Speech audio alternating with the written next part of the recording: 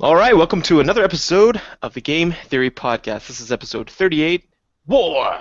What is it good for? Absolutely nothing. War games, and wasn't planned, was it? But it's right on Memorial Day. Shall we play a game? What? Wait, what? How about a nice game of chess? Oh yeah, war games. That old. I Yeah, forgot about that. just That old. said, you just said war games. I thought you'd get it. So anyone from the 90s? Was that an 80s or 90s Late movie? 80s, I think. Okay, yeah. Anyone from that era will remember that. Also, War it's games. episode 39, war games. 39. I lied As to it everyone. says in the show notes. Oh man, I didn't even look at them because I don't care. You even specifically asked, you're like, in the pregame. So this is episode 39, is it? I was like, yes, definitely 39. I don't care about anything you did, David. It's okay, I put a lot of work into these show notes. Well, that's good. So war, man. Got a lot to say about that. Obviously, so for those who don't know, I'm a veteran, obviously, and or obviously, why would that be obvious? Um, You can tell by the timbre of your voice. You can hear the trauma of past battles just reflected. yes, yes. World weary. But, yeah. And it's obvious I'm not a veteran because I don't have that same scars on my voice, same mental scars. Your voice sounds like a citizen. Sounds sounds like a naive fool who's never exposed to the hell of war. You know nothing, David Drake. Oh man, Jon Snow reference. Nice. Yeah, see, you get my references because you're a I good do. friend. I do, and I'm also up to date with pop culture. War. What is it good for? Quite a lot, but I think we differ on that. So that'll I be think some interesting. people would say absolutely nothing. Yeah, I already said that. Yeah, I know. I just want to bring Uh-oh. it back. I thought Hey, you were. let's talk Yes. about the beginning of the episode, which is our introduction. Yeah, let's do that. So what have you been up to?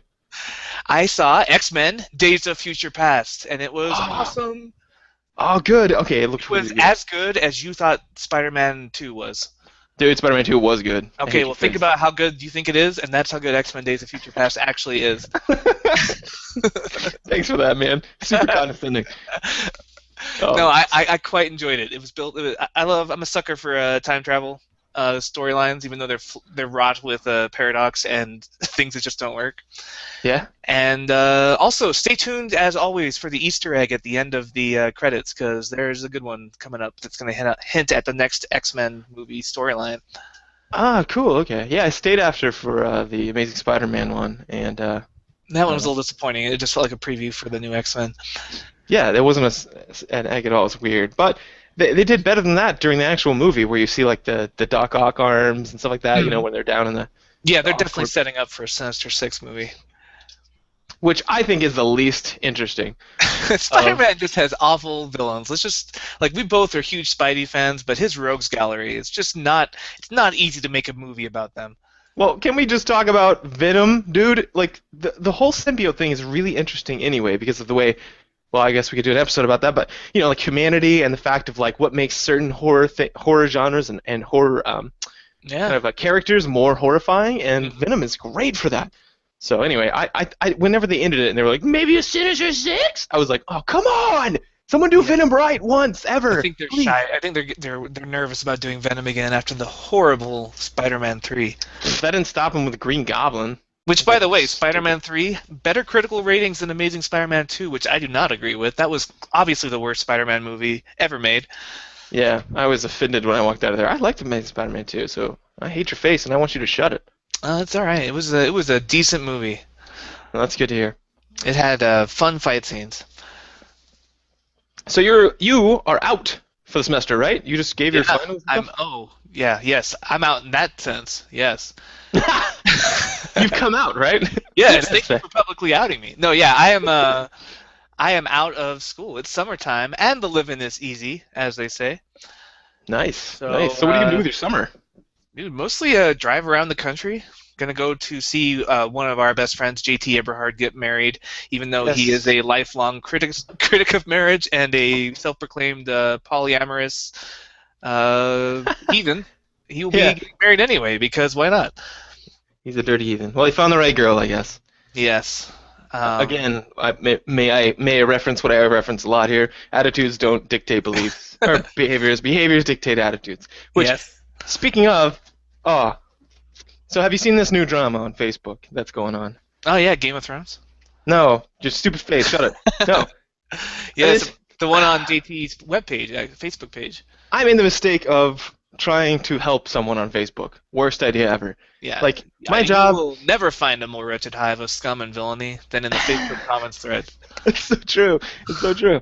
Man, like, like, the thing about, like, non-believers is that they or we or however I want to reference them, consider them or ourselves a group who kind of Values favors evidence and science. Yeah, so usually what you would think, what you would predict from their speech, if you weren't a psychology person, would be to, that they probably would change their mind if someone presented empirical evidence, Because right? that's how they identify themselves, and Yeah. that's what they say they value. Right. So there was this big thing, the shooting that happened, real tragedy. This young, I think 22-year-old male went into a sorority house and shot 6 people, I think killed 6 people and injured a lot more. And then he drove down the street popping off shots at people. And then he shot himself. So it's another one of these mass murders. Now, this is my wheelhouse. This is my specialty. Whenever someone talks about this, I get excited because I hate people and I want them to be shot. What?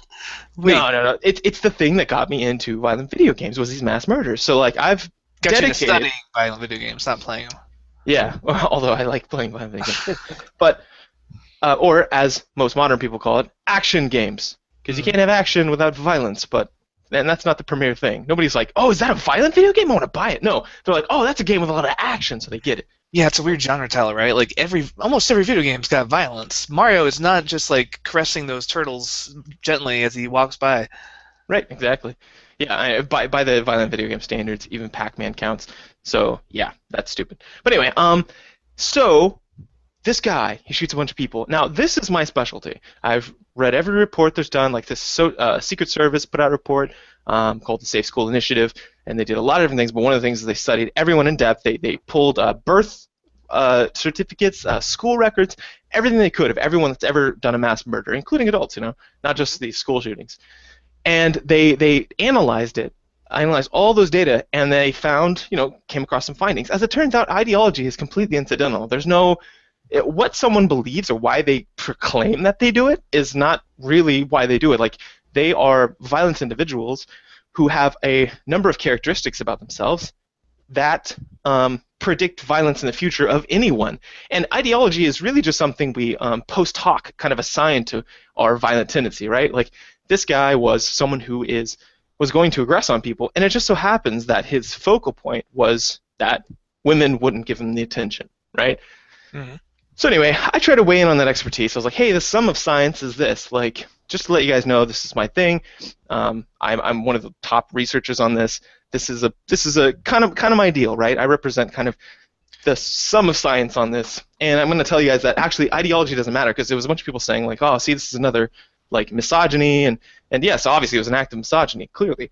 But they were saying, see, this is what misogyny can lead to. And I was like, no, that's actually not true. Any ideology would have, like, if this guy would have been grown up and he would have had troubles with, I don't know, anything, school work, math, he would have shot his math teacher.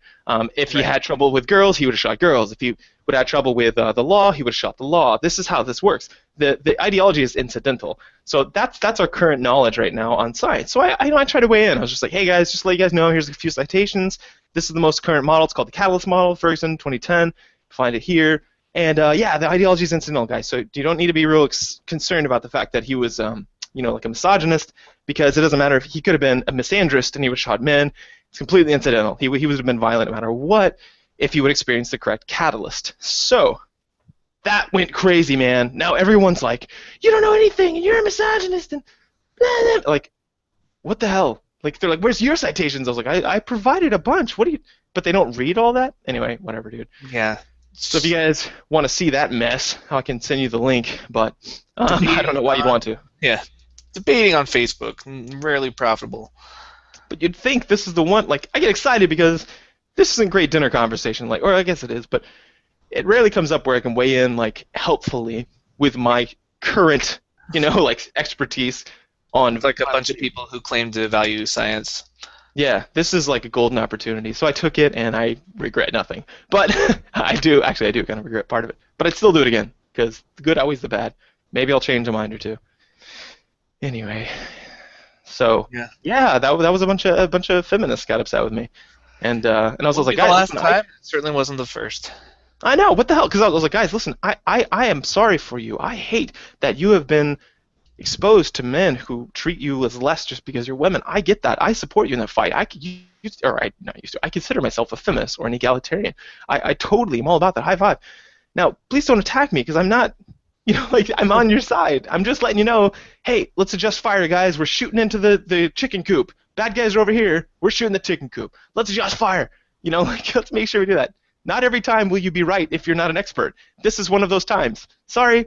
Please adjust fire. Like, continue the war, but stop shooting civilians. Yeah, stop the friendly fire. Yeah, if we can never get our feminist episode going, that's something we'll have to talk about. Is like the concept of allies and securing them rather than alienating them.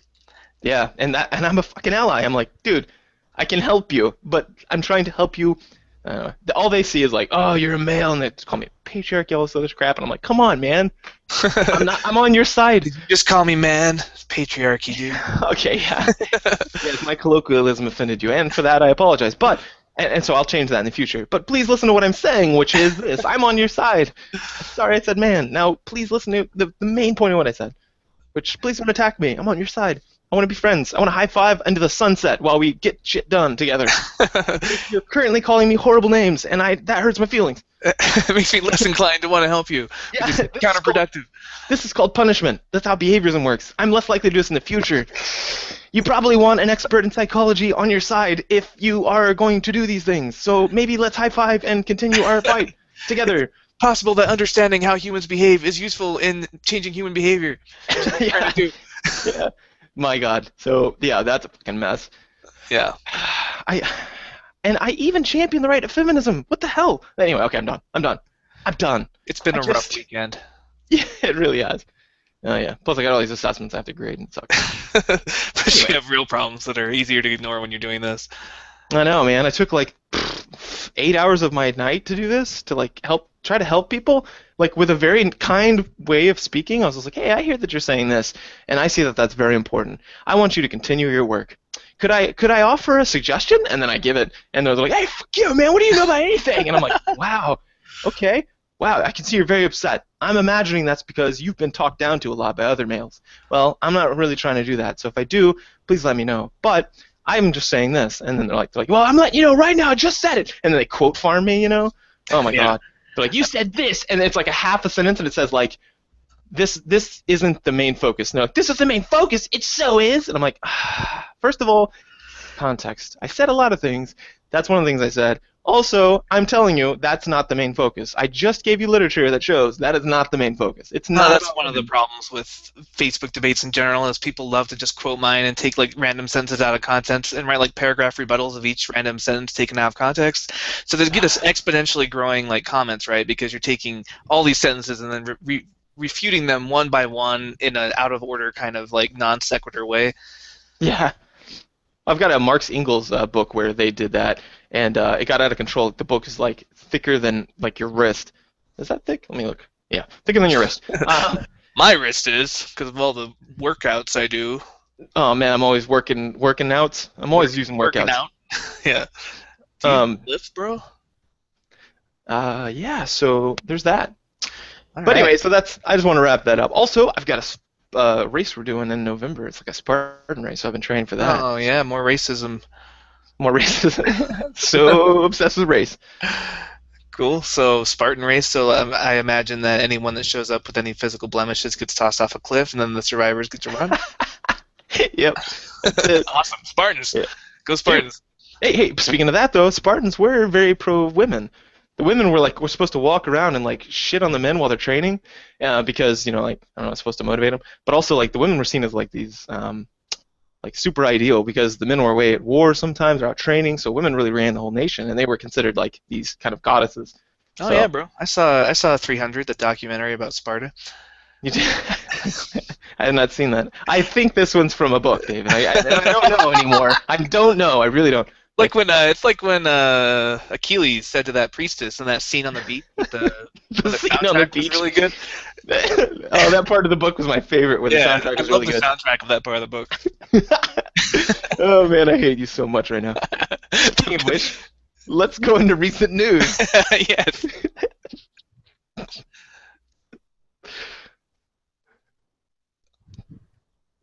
All right, this is recent news, and I hope that effectively squashed your making fun of me, but probably not. No, that might come up again. It's good radio. That is good radio, actually. So, yeah. Well, so speaking of misogyny, have you heard about Happy Playtime? What? No. Okay, so this lady, her name is Tina Gong.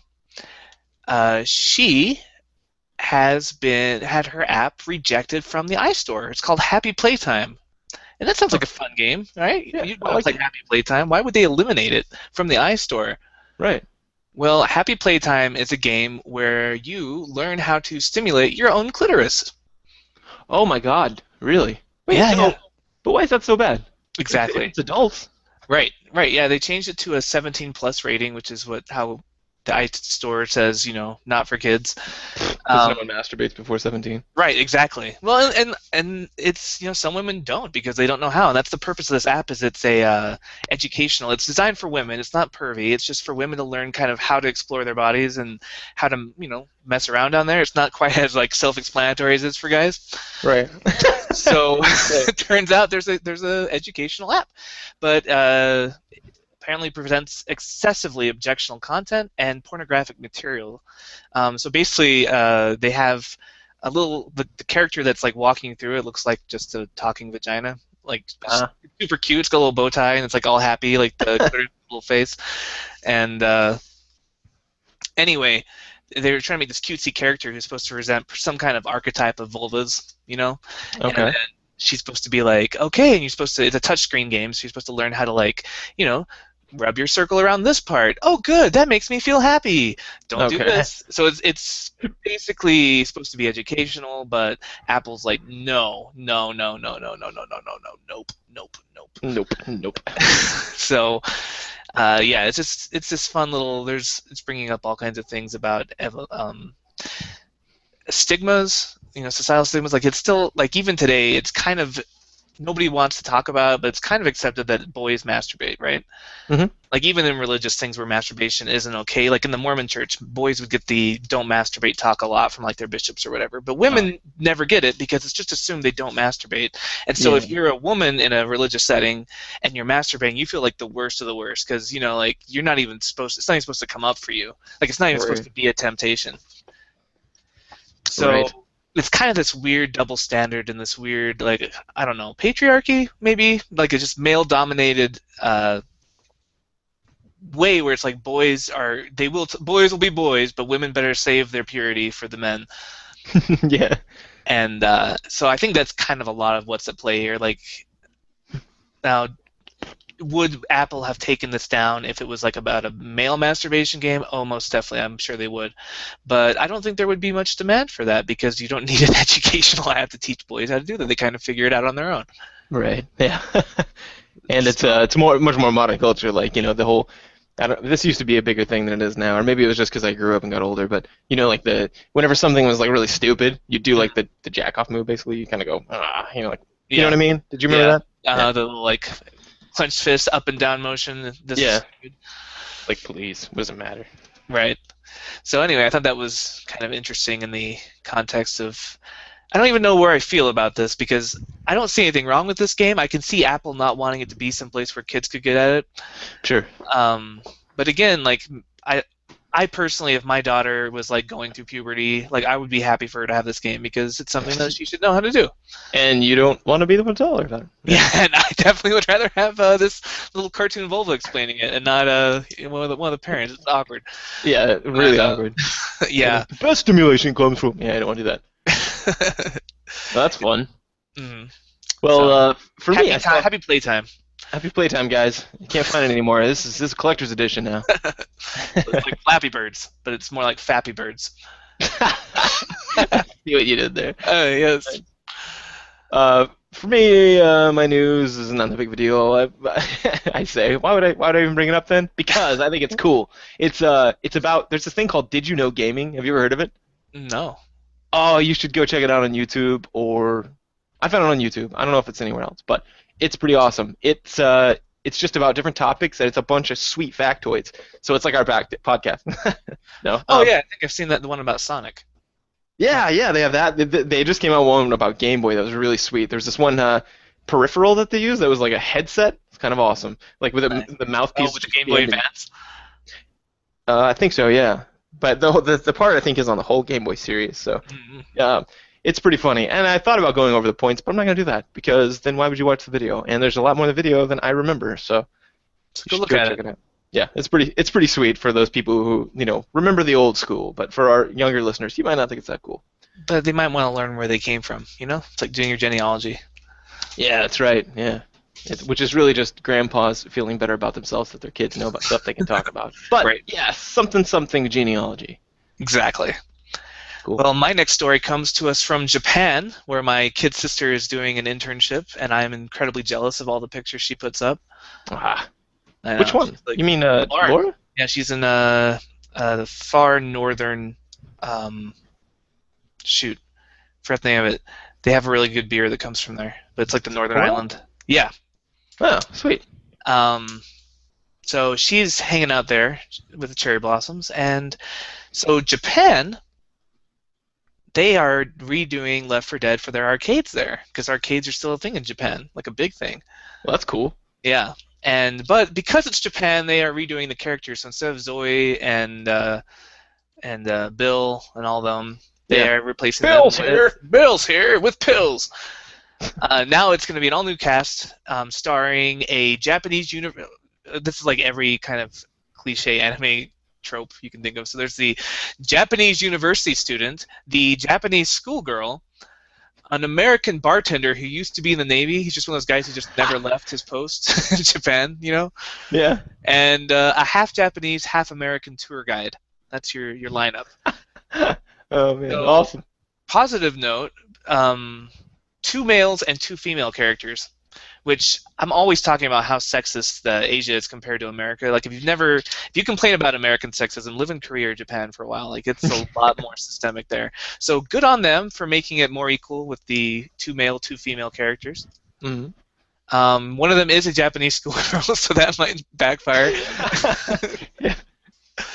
But overall, I think this is a Left 4 Dead I enjoy playing. The characters look kind of cool, and somewhat. It's funny because they like the 2 Japanese characters look super anime, and then like the American looks like a Western version, like Western art style,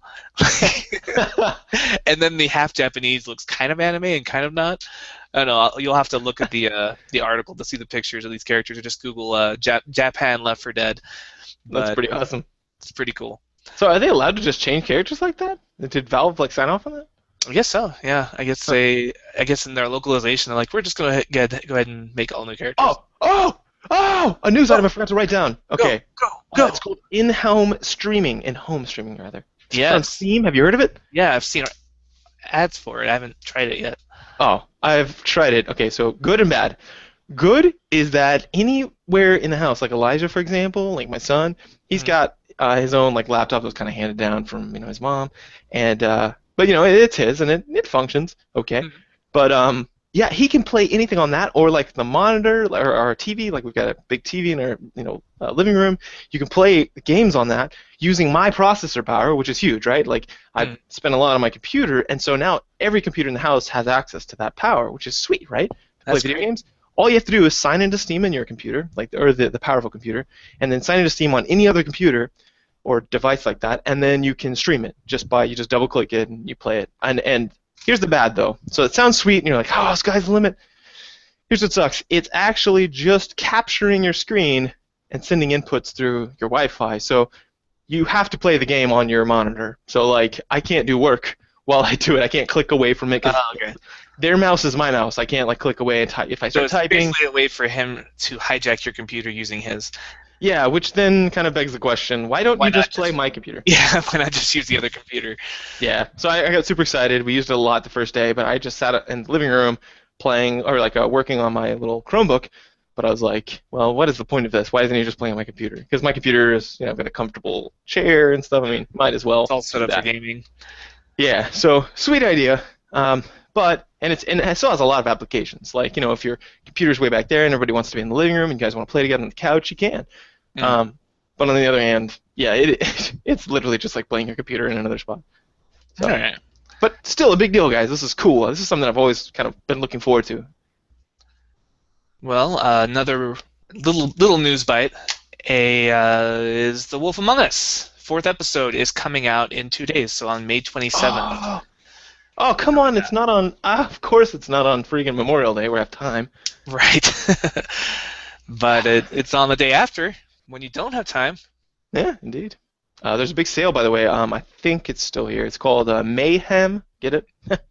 Because it's in Yep. May. I get That's it. right. So there's a big sale right now at Amazon for digital PC game downloads. So I couldn't get anything for my consoles or anything else, but there are some really good sales. Some of them are like up to 80% off that you can get off there. So, and they have bundles like all the Arkham City games, which we're a fan of, and then they've got things like Rockstar bundles, if you like that sort of thing. So yeah.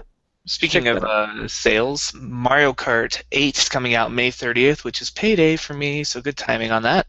And Nice. if you buy it from May 30th to the end of June, I believe, Nintendo will give you a free digital download for another Wii U game. So you can choose from a new Mario game, Zelda Wind Waker, Pikmin 3, which is a good one. There's like 5 Nice. different titles to choose from. So if the other 5 people in America who have a Wii U besides me, you might want to check that out. Yes. Oh, quite good. That's awesome. Anything else in the news? Yeah, one big thing that came out last week, but since then it's been kind of going back and forth. YouTube reportedly is in talks to buy Twitch for, what was it, like $1 billion? $1 billion. That's right. Yeah. Now, the Wall Street Journal disputes this and claims that the deal is being worked on, but talks are in an early stage and the deal isn't imminent. But the internet just was like going nuts just from the rumor alone. So most recent update on that story is that nothing's definite yet, but there are preliminary talks of YouTube wanting to buy Twitch. That's awesome. Because right now we have a Twitch channel, the Game Theory Podcast, Mhm. and we don't play a lot. We really don't, but occasionally we do. And it'd be nice if it would upload automatically, like these. When we record these episodes, it uploads automatically to YouTube. Right, That'd even be if really we don't sweet. want them to. Yeah. Yeah. Yeah. So, Well, cool. yeah, pretty exciting. I'm excited about that. I love myself some Twitch. Yeah, and it's kind of fun to have Google, YouTube just taking over everything that's fun. Indeed. But good. That wraps up the news section then, and let's move on to game experiences.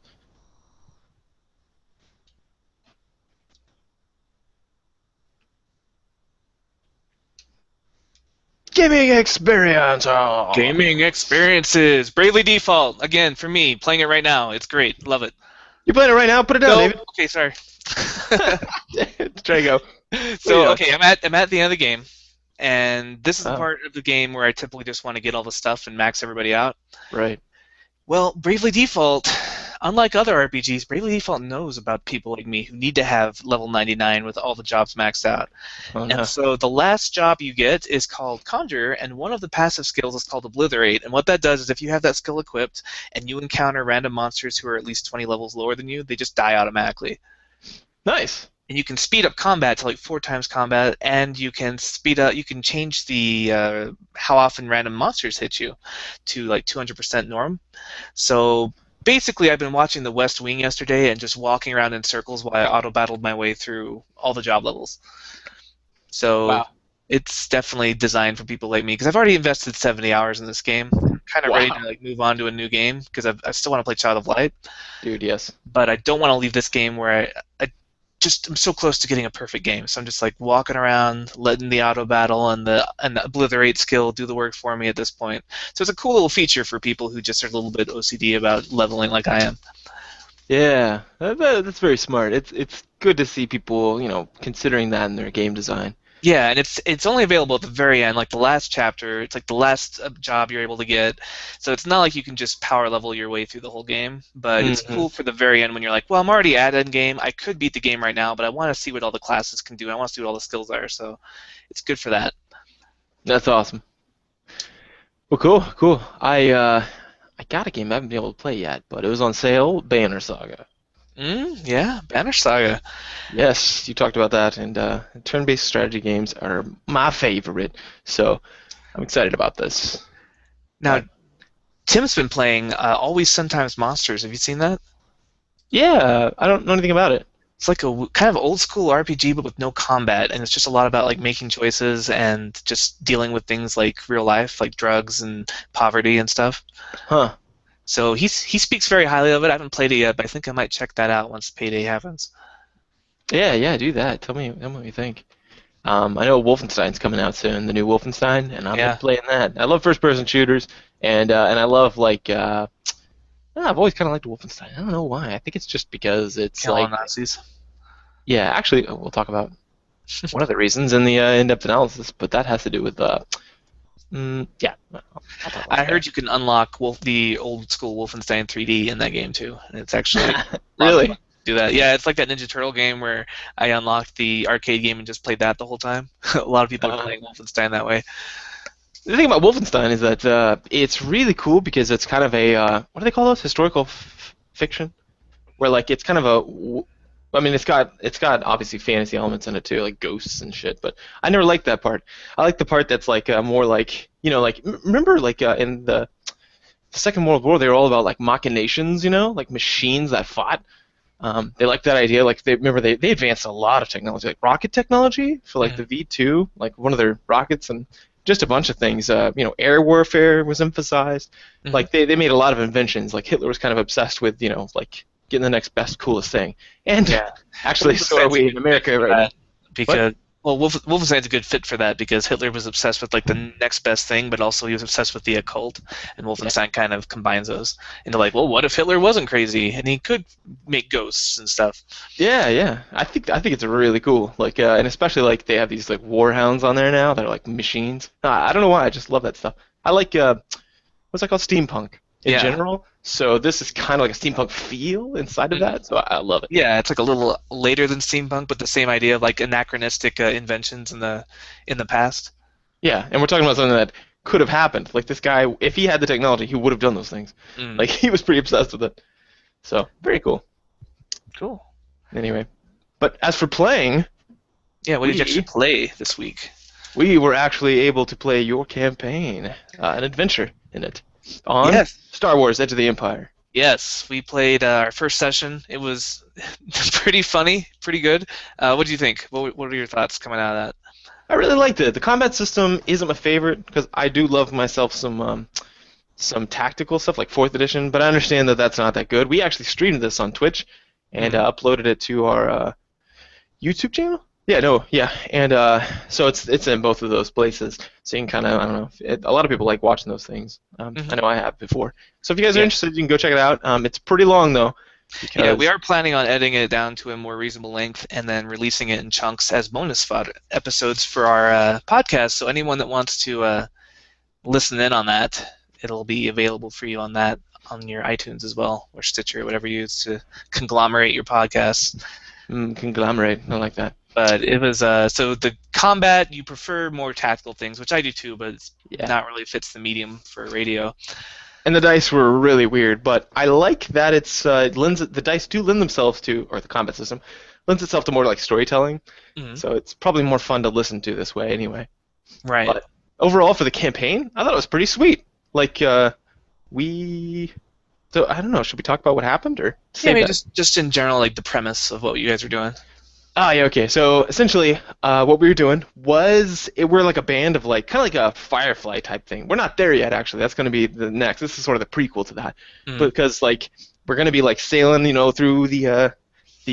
I'm trying to think of a poetic way to talk about space, but through Through the space. through the black. Yes, yeah. Sail Take through the me black. out through the black. And I'm coming back.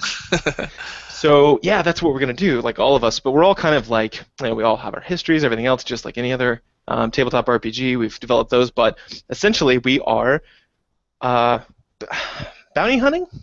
I would say bounty hunting. I'm a hired gun. We got a couple other bounty hunters, and we're working for this we're on Coruscant, and there's this cartel that is kind of a big one. It's Black Sun, and some people with Star Wars backgrounds might have heard of that before. And yeah, so they're kind of a big bad deal. Well, we worked for another kind of like cartel. Kind of smaller crime family. Yeah, smaller crime family. There you go. And called the Pikes. And what we do is we're Well, I won't get too much into it. Essentially, there's this bounty hunter that needs to be. He kind of like double crossed him, so we're gonna go bring him back alive or dead. So that was our job. But we sucked at it really badly because we're all combat. So like, the one time in any tabletop RPG, I went pure combat. We have no one to talk. Yeah, So- no face man. Like, this is a game where you're all about like skullduggery and like scum and villainy and like going into cantinas and like paying people off and charming or doing whatever it takes to get the information, you know. And Yeah. then if you fail, there's combat. Like there's, Yeah. I set it up to where no matter what, you're gonna find your way there. It just depends on how much collateral damage is along the way. Oh, we had a Yeah, lot you of ended up collateral doing damage. a lot of collateral damage. Dude, we like exploded a bar. There was like we got shot at with a huge mortar and exploded like another household. We went over there and we looked around, but we're all too stupid, so we're like, I guess he's gone. And then like we go to another bar and we're like, hey, we just shot up a whole bar. You have any information? And it's just like really refined guy. So he's like, no, I don't. Thank you though. And then we're like, and I'm like, why don't you please tell me? Because I suck at persuading. And he's like, yeah, still no. And then someone else is like, what about me if I say please? And he's like, yeah, still no, thanks. Because we all suck. We're all like bumbling our rolls. And then finally we're just like, something about shooting? And he's like, and I was like, listen, man. And I like slammed a bunch of money down. I was like, you like money, right? I'll get you a bunch of money. And he was like, all right, I guess I'm listening. So we like blundered our way through it, and this guy knew we were coming. He like it was the worst possible scenario. But Yes. like if you think about Star Wars, if it was about combat, pretty sure Chewbacca would have been the most important character. Right, instead of Han It's Solo. not. Yeah, it's about like Han Solo, Luke Skywalker, like engaging with people. Yeah, you guys didn't have a Han Solo, really. No, It was we had just a like bunch of Wookiees. Chewbacca's. We were all just walking around like. Like, we don't understand what you're saying. Just ripping arms off. We shoot them all. Yeah, everyone dies. Like even Yeah. people we want to live. It's just But horrible. you ended up accomplishing your mission, although you didn't. You didn't end up finding his spaceship full of spice that you could have sold for like 90,000 credits. Dang it. That's But sick. you did complete your bounty, so you got the bare minimum you needed to call it a success. Yeah, I think we need to re-roll some characters or something because that was bad. And we will be joined next time by one of our listeners, Sean, who will be playing a bounty hunter, so he'll have some more killing. He's an assassin. So Yeah. you guys are going to be so good at fighting. Oh my god, maybe I should re-roll. The one time I make a combat guy. The one time. Well, we're trying to get JT involved because JT has always been Mr. Useless. Whenever we play D&D, he always makes the skill guy. And in D&D, it's not that useful. Like D&D is almost always fighting, right? Yeah. And so we're always like, JT, stop being useless. But now we finally need a character that's good at skills, and Yeah, seems like JT would be a perfect fit here. and he does it on purpose. Like he'll explicitly say, like, oh, I'm gonna make someone terrible at combat and good at like everything else. And I'm like, okay. So we know what's coming. It's not like he's just bad at making characters. It's just how it rolls. Yeah. He's But- just playing systems that don't reward that. We're finally a system that does reward that, so it seems like this would be a good fit for him. Yeah, yeah. So stay tuned. We'll be Jeremiah's gonna teach me how to edit, and we're gonna just try and get through and edit this thing down to a reasonable content and release his bonus episodes. Yeah, should be good, man. Yeah, definitely. I mean, Live assuming play. you like this sort of thing. I know that like I didn't think I would like it whenever I came across one. Who was it? It wasn't Fear the Boot. It was someone else. Critical Hits has a really successful one. Okay, maybe that was it. But I watched one because it had the Warhammer 40K Dark Heresy, Mhm. and no, this one's called Monsters and Mayhem, Monsters and Mazes or something. That's what the podcast I think is called. But anyway, whatever it is, it's just a bunch of guys playing the game, and I actually listened to the whole series. It's like 5 hours long. Listen to these guys play, but I don't know. I liked it. I don't know why. It's like you get like caught up in the characters. It's like an audiobook with combat. Sweet. Yeah, and it's like you get to hang out with their group and listen to their fun jokes and stuff. Yeah. And I don't know. I listen to a lot of Critical Hits, which is a 4th edition live play podcast, and that's like the worst system for live play because the combat in 4th edition is like an hour long, right? Yeah. And so you have an hour of just like, okay, I'm gonna move to this square. Can I attack from here? Yeah, you're 6 squares away, so you're in range. Okay, I'm gonna attack this red guy with burning hands. Okay, you do. You hear dice rolling. Okay, that's 23 versus reflex. Okay, that hits. How much damage? Roll some dice. 16 damage. Yeah. Okay, and like it's literally like that for an hour. And That's not good radio. That's not good radio. it's not, but they have like 20 million times more listeners than any other podcast. Like it's ridiculous. They are very popular. What the heck? So if a game like 4th edition can get that much interest, there must be some people who like to listen to live play.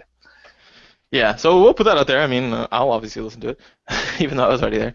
But it's pretty fun. And like the one I listened to, there's this one guy would every session he'd get in and he'd start drinking, and they're like, "No, don't drink," and then he just gets slobbery drunk by the end, and like he's like, I don't know, I'm just gonna throw a concussion grenade in. They're like, "Really?" Into the chapel? He goes, "You never know what's in there." And they're like, and the funny thing is, his character was also a drunk, so like it was perfect because like they're like, "No, dude, hey, Joe, no, I can't remember his name, like Joan or something." Joe, don't do that, no. And then he's like, knock, knock, bitches, and he just threw it. And then of course they had a mass, and so it's like, and everyone hits the ground. They're like, ah! And he runs in there with his guns. That's perfect. I mean, those sort of situations are just really funny. It's funny because there's like this divided opinion among gamers about gaming stories from role-playing games. Like some people hate them. Like, don't tell me your gaming stories. I enjoy them if they're told well.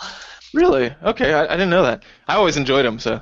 Yeah, and so I think this is kind of what it's like. You get to live those gaming stories because we have some funny moments, especially with our group. We had a character, John's character, who was a bounty hunter, and he had no social skills. And John also he always role plays like a silver tongued, smooth talking guy, but he's not really making sense a lot of the time. So my NPCs he's just like, so blah blah blah blah blah, and they're just looking at him like, what do you want from me? And then he's like, I'm like, I don't know, John, give me a roll. And he just rolls really poorly, and I'm like, yeah, he is not okay with what you're saying. When you think of like people like silver tongue like that, you imagine this, like they walk up to the couch next to you and they're like, hey man, let's have a second, me and you, okay? And then they just start saying something awesome, and you're like, oh man, I'm so convinced. He does that. He's like, hey man, let's just have a second, me and you. And the person's like, I don't know, I feel so uncomfortable. I hope you're really silver tongued, or else this is gonna go bad. And then he's like, listen, and like the thing, sometimes he'll horribly bumble. Sometimes it's just, it doesn't make a lot of sense and it doesn't work. But sometimes it's really bad. He's like, listen, I got your daughter in the back room, and I don't want to tell you, you don't want to go back there. There's a lot of blood. And they're like, what? And everyone on our team, we're all like, what are you doing, John? But like, we can't say that because, in character, we're all across the bar, talking to the bartender or something. And he's like, yeah, me and my crew right there. We took turns hacking her up, and like, what are you doing? He's like, no, this is called Fear Up. What it does is it's trying to get them aroused, and once they're aroused, like he has a theory about it, but it's like it doesn't translate. It's weird. Oh my god, it's so funny. It's great. So, like, and then I asked for die roll, and he's also not built a character who's good at that. So like, out of character he's not good at it, and then in character he's really bad at it. So it's hilarious. Hijinks ensue. It's fun. Yeah, and Tim's an overly violent individual, so it's kind of awesome, just in general. And then you got me, who usually Tim is playing an assassin droid, and droids aren't even. People hate droids anyway, just from random droid racism in Star Wars.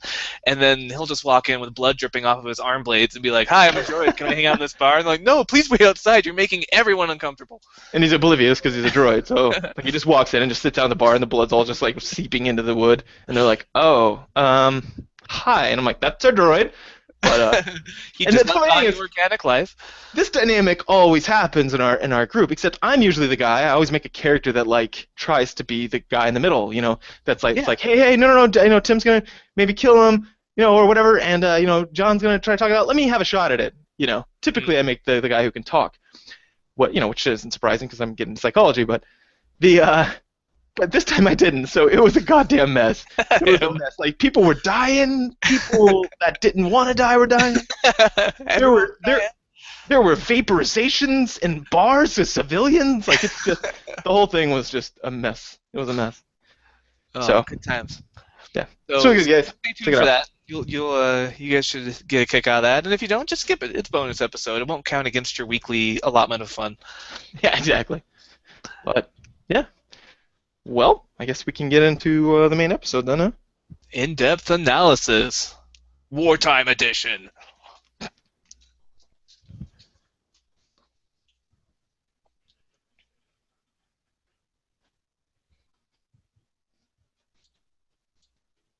In the bleak, infinite darkness of the universe 40,000, there is only war.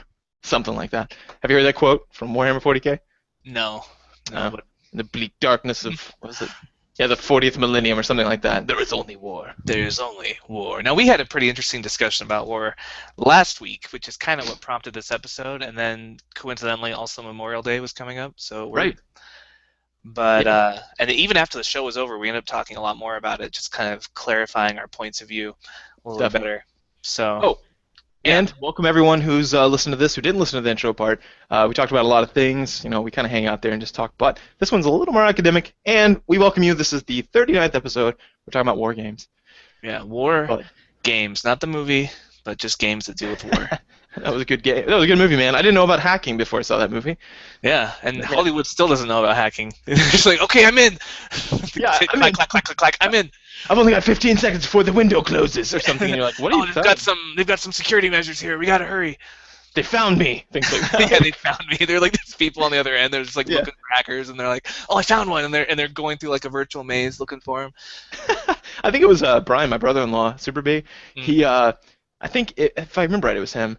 He was paid to like try to hack the city's like records or something like that. It was pretty cool.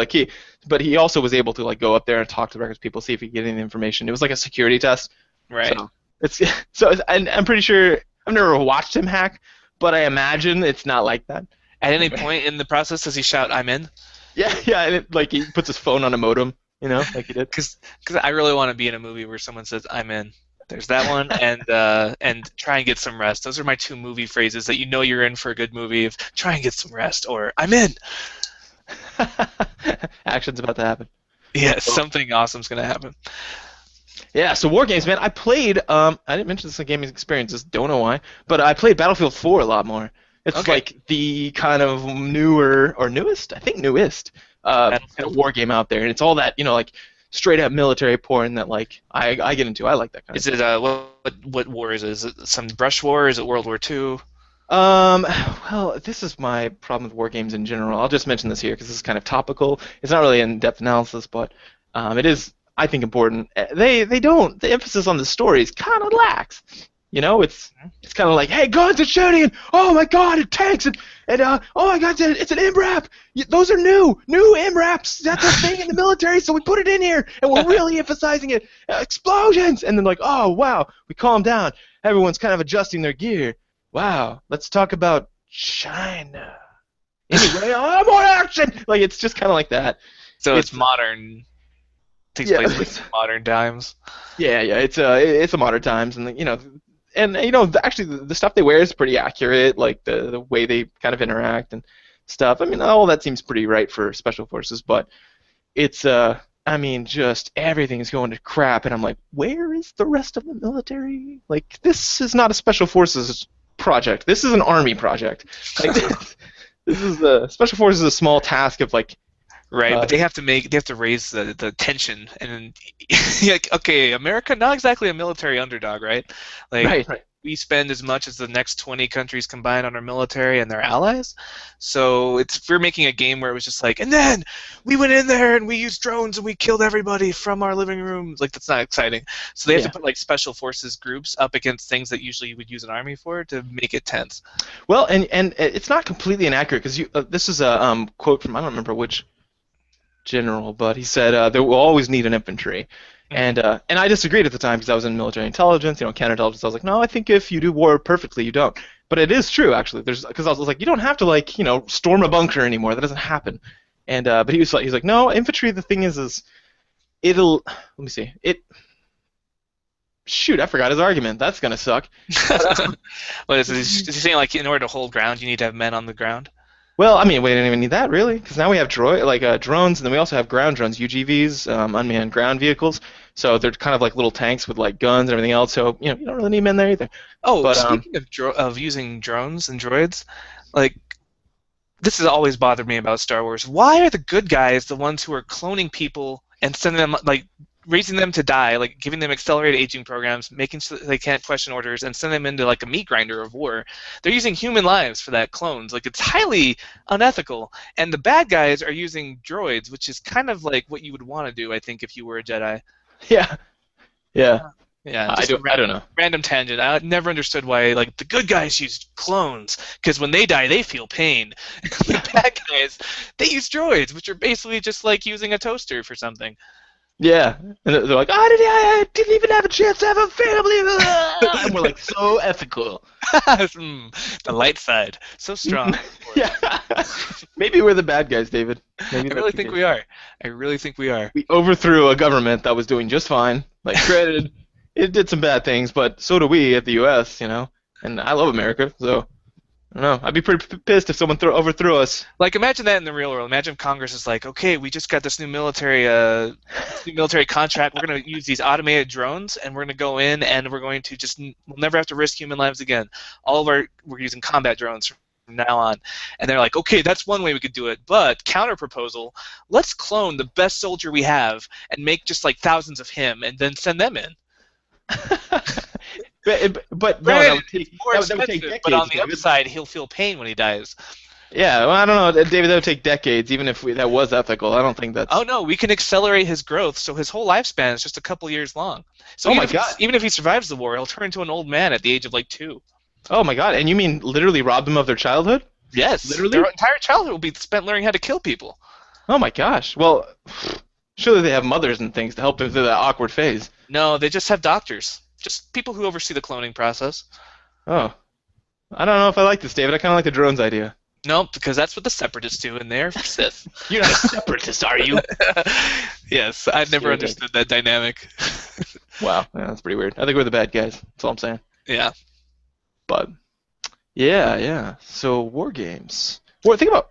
Yeah, war in general is a pretty interesting idea. There's this idea of something called institutional violence, and there's this theory that this is. I'm totally going off the wall here. I didn't put this in the show notes, but it's still relevant.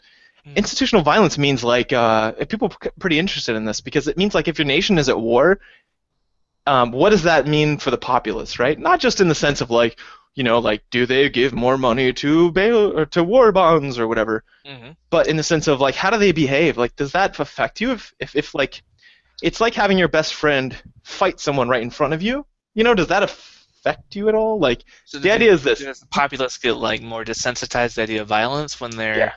Exactly. That's exactly the question. That, and then also, are they more likely to aggress themselves? Because really, what it's doing is it's saying implicitly that, hey, there are some problems that have to be resolved by force, and it is not only Right, you're seeing all your authority figures say, you know what? Sometimes you just gotta shoot some people. yeah. Sometimes you gotta shoot them right in the head, as many as you can see. That's Yeah. war. So like, yeah. And so if you're telling your populace that, and not only are you telling them, hey, this is kind of necessary. It's not like a grim reality of like, hey guys. We're going to war, like we do, like when my family, whenever I got my summons, and I was just like, well, I guess our units are going to war. That sucks.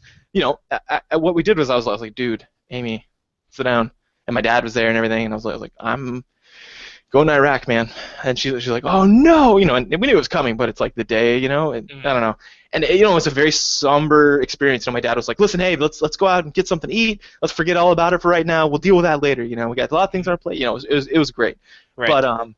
But that's not how we do it as a nation. We're like we're going to war. And Yeah. like streamers shoot out. Like eagles fly down from the rafters, pick up small children only to drop them in vats of ice cream. Although there's something called a war fatigue that affects societies too, where when you're involved in too many wars or a war with no clear win condition, like I don't know, a war against an abstract concept like terror, like after a while, people start going, well, we're just always going to be at war, and they get tired of the cost and money and troops and lives, and so the opposite happens where people like it becomes politically expedient not to trying to go to war, like this thing that just happened in the news with the schoolgirls when what was it, Nigeria? I don't know. You been following that? No. There was a terrorist group that kidnapped like 90 schoolgirls or 200 schoolgirls. I really should have my facts in front of me, but I haven't been following this very closely. Anyway, these terrorists, they're called Harak. Basically, it means Western education is bad, and they kidnapped all these girls. And for a long time, people were just holding up all these hashtag "Bring Our Girls Home" things. Like Michelle Obama got involved. Everybody was like trying to do this hashtag activism to get them back. Well, finally, we committed 90 Marines to go like rescue them. And even that was like a big deal. Like people were like, "Oh, we're so tired of war. Like let's stop getting involved in people's lives. Let's stay out of other countries' problems." Like, I can't think of a more justifiable way to use our troops than to like rescue. These girls are being sold into harems, by the way. Wow. And being sold as sex slaves, and like I can't think of a more popular way of saying like, hey, this is a good use for our troops. Let's go rescue these girls who were kidnapped by Muslim terrorists. But even that like took us a lot of time to mobilize because we're so war fatigued. Like we just don't want to be involved in other people's problems anymore. Whereas if this had happened in 2000 or 2001, I think we would have been like way more. It would have cost zero political capital to send Yeah. those Marines after them. We'd have been like 90 Marines, more like 900 Marines, and an Right. Army Corps. Like, Right, yeah. but now, even sending 90 Marines to rescue girls from sex slavery, it took us a long time to do that because we're just, as a country, so sick of war at this point. Yeah, I definitely see that happening. Um, the institutionalized violence thing, like that was more talking about like the beginning, but then again, it said, well, basically, I'll tell you what they found. And I'm not hugely convinced by this, but it's a cool study. Well, what happened was, they polled the units or like countries that were at war, and countries that weren't. And so the countries that are at war, they did a pre and post test of like aggression and violence, like violent crime. I think it's violent crime, like um, committance, or like maybe it was like being jailed or whatever it was. But it was in countries that were at war, it actually increased by 10%. And countries that were not at war, it actually decreased by 10%. Now, 10% isn't a lot, but when you think about like a huge populace, that's actually a lot of people. Right, that's like So, thousands of more crimes. yeah, yeah. So I don't know. There's an idea there. Like then as social psychologists want to do, they made 1,000 ties in and inferences from that. But still, the only one I feel like is warranted is that, oh, look, that is correlated. It would be hard to test that on America though, because there's so few times in recent history where we haven't been in some kind of war. Right. So like you could compare us to countries that aren't at war, like Sweden, but then there's a lot of other factors. It's like a good study would have America at war, America not at war, and looking at the same statistics, and it'd just be really hard to find enough not at war time to really make that study work. Yeah, that's true. It's a weird thing. Again, I don't put that much stock into it because I mean, the whole like social learning model is kind of an older model. Mhm. It's still got its claws deep in, but it's not. Social learning has this idea of like learning means a relatively permanent change in behavior based on experience, right? Mhm. Remember, now notice I said relatively permanent. We haven't established that at all. That social modeling does that. All we've shown is a slight correlation in immediate increased aggression, and not even then. A lot of those methodologies even then were shit because what they did was they would be like, oh, look, these Bobo dolls, like, oh, look, these kids are hitting them right after the adult hits them. And it's like, yeah, well, if the adult did hopscotch, the kid would do that too. Yeah, it's not that they're learning, it's just that they're aping, right? Mhm. Immediately, they're aping, obviously. I can see that happening. But are they more likely to do that in the future? No. I mean, probably not. Or at least there's no evidence to show that long-term aggression coming from, like, just watching someone fight or whatever. Because, Right. like you said, I mean, our attitudes change over time. War fatigue, sets in, and our attitudes can change as well. Like sometimes we get all gung ho for something, and after a while, everyone's done this with like a workout plan, for example. Right. And you're like, oh man, my friend just did this, now I'm doing it, woohoo! And then over time, you're like, yeah, just not for me. Like whether you want it or not, it's just not for you. So Yeah, especially with goals that have unclear win conditions, like I'm going to work out and become stronger, or I'm going to stop terror. Right. Yeah. So there's a thing about war games. When we talked about this subject, I was looking through my gaming library and trying to decide what qualifies as a war game, and I came up with kind of 3 different categories, I guess. There's one that's like, and it has to do with the point of view. So the one point of view is what I call command perspective, and these are games like Medieval 2, Total War, any real-time strategy games like StarCraft, or even Civilization. Even though war's not the only way you can win in Civilization, it's the easiest way to win, which says something about civilizations historically. Yeah. And it's like, do you want to go the culture route, the science route, or the kill everyone route? Guess which one's easier? Kill everyone. Right. So there's that kind, and I have a few games like that.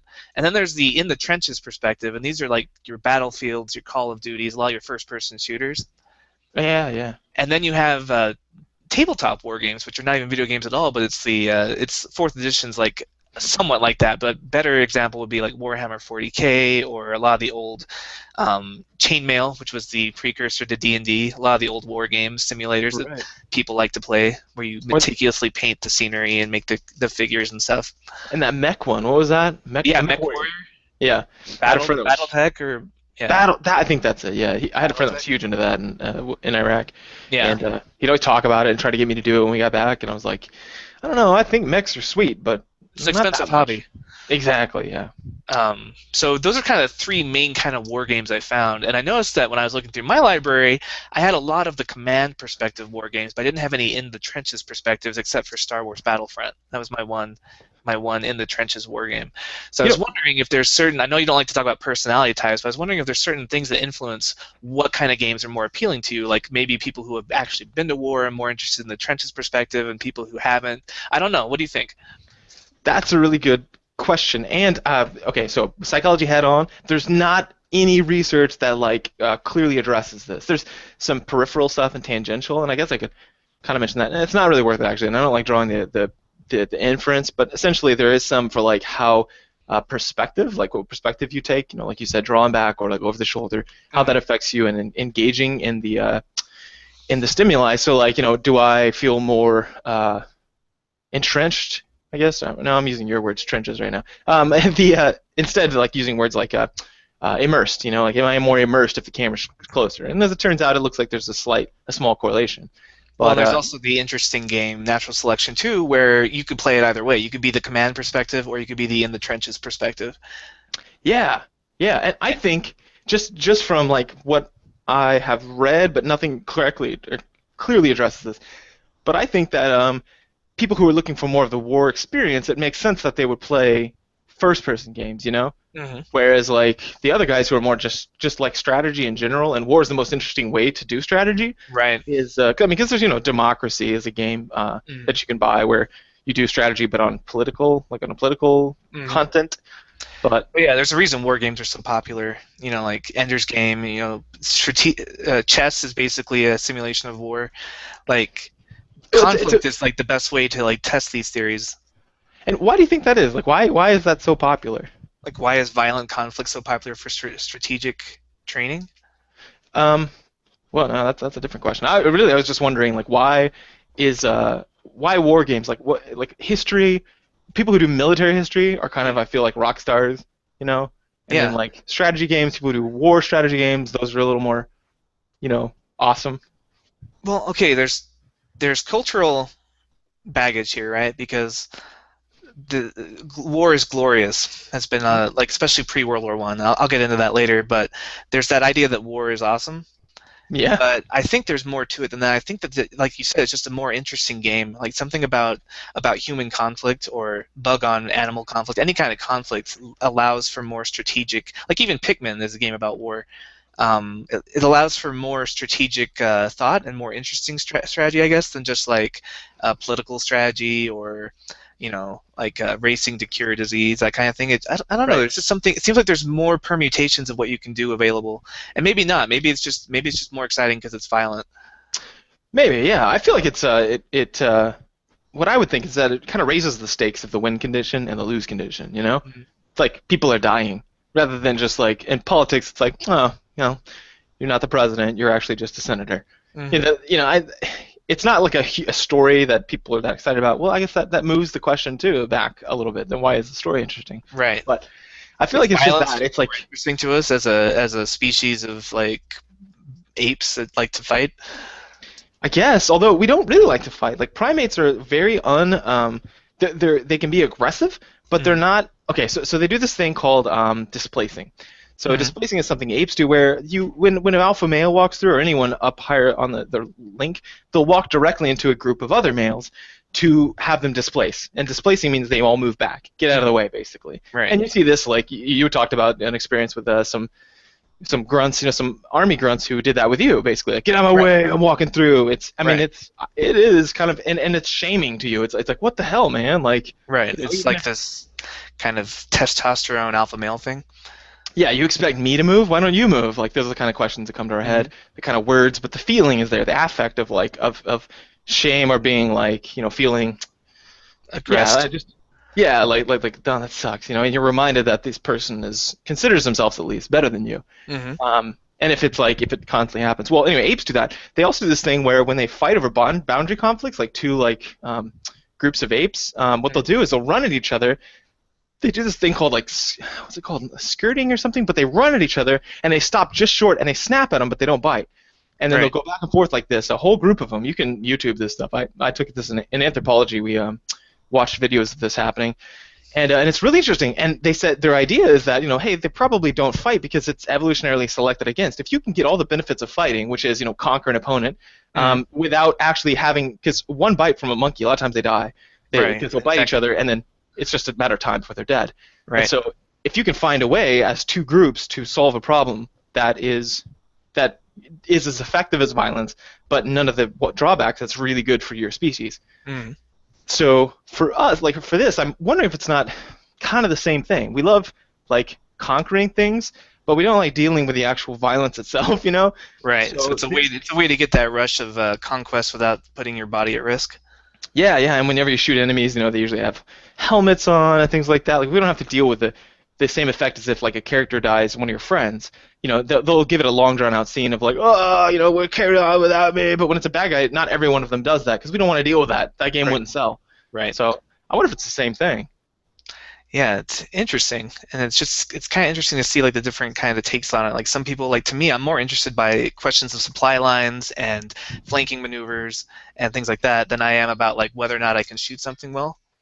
Like okay, I find that less interesting. Like, because to me, I'll play a first-person shooter game and I'll get pretty good at it over the course of just playing it, but I don't find that as interesting as like, okay, now if I move around here, I can do this flank, and I can feint it with this part of my army and lure them into this canyon, and then I can have my cavalry charge in from both sides, and they're going to be surrounded. Like, that's a way more interesting take on war for me. So the combatant perspective is a lot more fun for me than the in the trenches game, which is why I don't play a lot of first-person shooters compared to real-time strategies or games like Medieval 2 Total War. I really like it. I love being in the mix of it and making quick calls. It reminds me of almost like Smash Brothers. It's tickles that same part of my brain, where I'm like, in Smash Brothers, it's like this kind of, Control Chaos is a weird way to put it because I don't typically like Control Chaos, but that is one term that might partly apply here. It's more like, snap decisions with high risk, high reward. Sort of like playing Zerg, basically, StarCraft. It's that same kind of thing of like, I was like, oh man, and then like you make it through. And when you make it through, it's that whole contrast effect we talked about in a couple episodes ago of like, your affective contrast. So like, first you're worried, you're nervous, you're on the edge of your seat, and then bam, you get to this condition where you feel pretty good about yourself. But because those were so different, it's a more rewarding. Because right, like the pigeons with the eagle shadow. Yeah, exactly. So like, it's part of it because like if you're really invested in the game and you really get into it, and like sometimes I'll actively and a lot of people do this as it turns out, but a lot of people actively like try to imagine they're in the game, because it makes the experience more rewarding, right? Like it's like watching a horror movie. If you remind yourself every 5 seconds that it's fake and these are just actors and that's fake blood, you don't get any emotional arousal out of it, and so you just paid $8 to watch something on the big screen for nothing, right? Right. So it's the same sort of thing here. I really like that experience, and I kind of did that. I think I did that before I went to war. Yeah, I did. I liked war games, I think. So do you consider yourself? Do you prefer the in the trenches games, or do you prefer more of the commander games? Or are they both equally good to you? Like if you were playing a game like Natural Selection, which is more fun, being the commander or being the in the trenches guy? Definitely trenches. And I think the reason why is I think, well, part of it is, okay, yeah, you're right. Actually, that was a good thought experiment with that one. Because I was thinking the modality on the other ones, I'm not really looking at that because the game of most first-person shooters, war first-person shooters, I'm not real happy with right now because they're like, well, a little over the top. It's a little too ADD for me, It's like explosion, water, fire, beams, dead people, tanks, explosion on the tank. It's like every time you get into something, it's going to explode in a few minutes. Right. It's a little too much for me. It's a Michael Bay film. Whereas like I like more of the games like what was it one? Battlefield Bad Company, I think was what it was called. Mm-hmm. That was a pretty fun one because you really get the feel of like war, where you get this brotherhood. You're all like hanging out. You do a lot of pounding the ground pounding. Where you're just kind of running around or doing things. And then it's like, then the moments of war, it's sort of like an epic. The moments of war are so much more intense because it's like, you're just running through the city and you're like, hey, everyone clear out. There's supposed to be some holy shit, and then you see a Panzer. Mm-hmm. And then it was like, oh man, now shit's at the fan. And that feeling is more correct for like real war, and I like that. I think it's good. I like bonding, I like that way there's more at stake too. When one of your friends dies in there, I'm like, oh my god, but here in Battlefield 4, I'm like, well, I've got 3 friends, those are all dying by the end. Like you just know it's gonna happen. All Call of Duties, they all die. Sometimes you die. It's just it's way over the top. But purely by dividing it, like you said, natural selection, I do like being the guy on the ground more, Where? which is weird because I usually take a more commanding position in like D&D. Mm-hmm. You know? I don't Yeah. know. Yeah, it's just interesting. I was because I enjoy I really loved Star Wars. What's the one where you play as like the four-man elite ARC troopers? Oh yeah, I just bought it again. Commando or Republic Commandos? Commandos. That's it. Yeah, I really like that game, and I like there's some games like if you can get me into it, like I enjoy it. Um, So is it the but content? Was it that it was the Star Wars universe and you're yeah, just not? I think it was like I'm more excited about that than just running through Afghanistan. Um, Yeah. It's not a pretty country, folks. right. So, like, I think when it comes down to it, like, unless it's got something special like a Star Wars setting or something really cool to like Uh-huh. bring me into it, like Gears of War, I really liked, but it was just a cool setting. You know, there's weird aliens coming out of the ground, Yeah. and you have like you're just like an overly steroid man with like a chainsaw gun. So like it's just kind of interesting. Like I like the co-op. I think I like small squad co-op a lot because Gears of War like that two-man like covering each other's back or Republic Commandos. Everyone's got their job and they're all covering each other's back. I really enjoy that, but overall I prefer like command perspective games like Medieval or Uh, games like that where I can just kind of look over and say, okay, I don't have a lot of battle buddies. I'm just alone at the top of this command hierarchy. Let's do our best, guys. Let's do our best. hmm. Actually, a lot of those games have lost their appeal for me. That new Rome came out, Mm. Total War Rome, and I still love that game. But now I'm playing it, and I'm like, all right, I started playing it a couple times, and it was just so long and drawn out. And then even the battles, I don't find that fun. I used to look forward to those, and now I just auto fight them Hmm. because, like, I don't know, it's less exciting to me. But yeah, the small squad combat. That's why I love natural selection too. Is I like the content because it's like humans versus aliens. Here's something I was going to mention about is that people like remember when I mentioned the apes going back and forth. We like fighting, but we don't like dealing with the consequences, right? We're Hmm. naturally driven to fight because it gets us what we want, and it's just something biological imperative. How men testosterone drives you to aggress on someone else, but Hmm. we don't like the after effect. And a lot of times when you aggress, even if it's like you just shout at someone afterwards, you're like, I feel kind of stupid. I shouldn't Right. have yelled. And sometimes you apologize if you're a good person. If you don't, you just pretend it never happened. But for here, the reason why war games are so popular in like, like how many World War II Hitler games have there been? Right. Or like alien games. The thing is it simplifies the enemy to Uh, something that you can kill without regret. So you can do the violence and have no bad right. feeling It's afterwards. the same reason stormtroopers wear helmets in Star Wars. Sure, Like yeah. it dehumanizes them, so you don't feel bad about shooting them. And one could argue that's why the stormtroopers are such bad shots is because the people they're shooting at don't have masks on, so they're like, oh, I don't really want to hit him. I'm not going to aim that hard. Oh yeah, it's like that study. Did you see that? Yeah, I think it was yeah, with cops. the yeah, exactly. There's a study that shows that people actually become less accurate when they can put faces and names on people. Oh man, that reminds me of that scene in Three Musketeers, Yes, thank the you. Man in the Iron Mask, when they're Man, the Iron Mask. so these legends, these musketeers running down the hall, and it's just legendary. And these guys are people like these royal guards have grown up with, and they know these guys are like the best of the best. They're And heroes. and they're operating under this kind of evil king who's like, hey, get these three musketeers. And they're like, really? And they're like, yeah, go get them. And they're like, okay, but then they're like, no, now you got to shoot them. They've got them trapped in a corner, and they're like, just shoot them. And they're like, Right. what? They've given up. They're not going to do it. And they're like, no, just shoot them.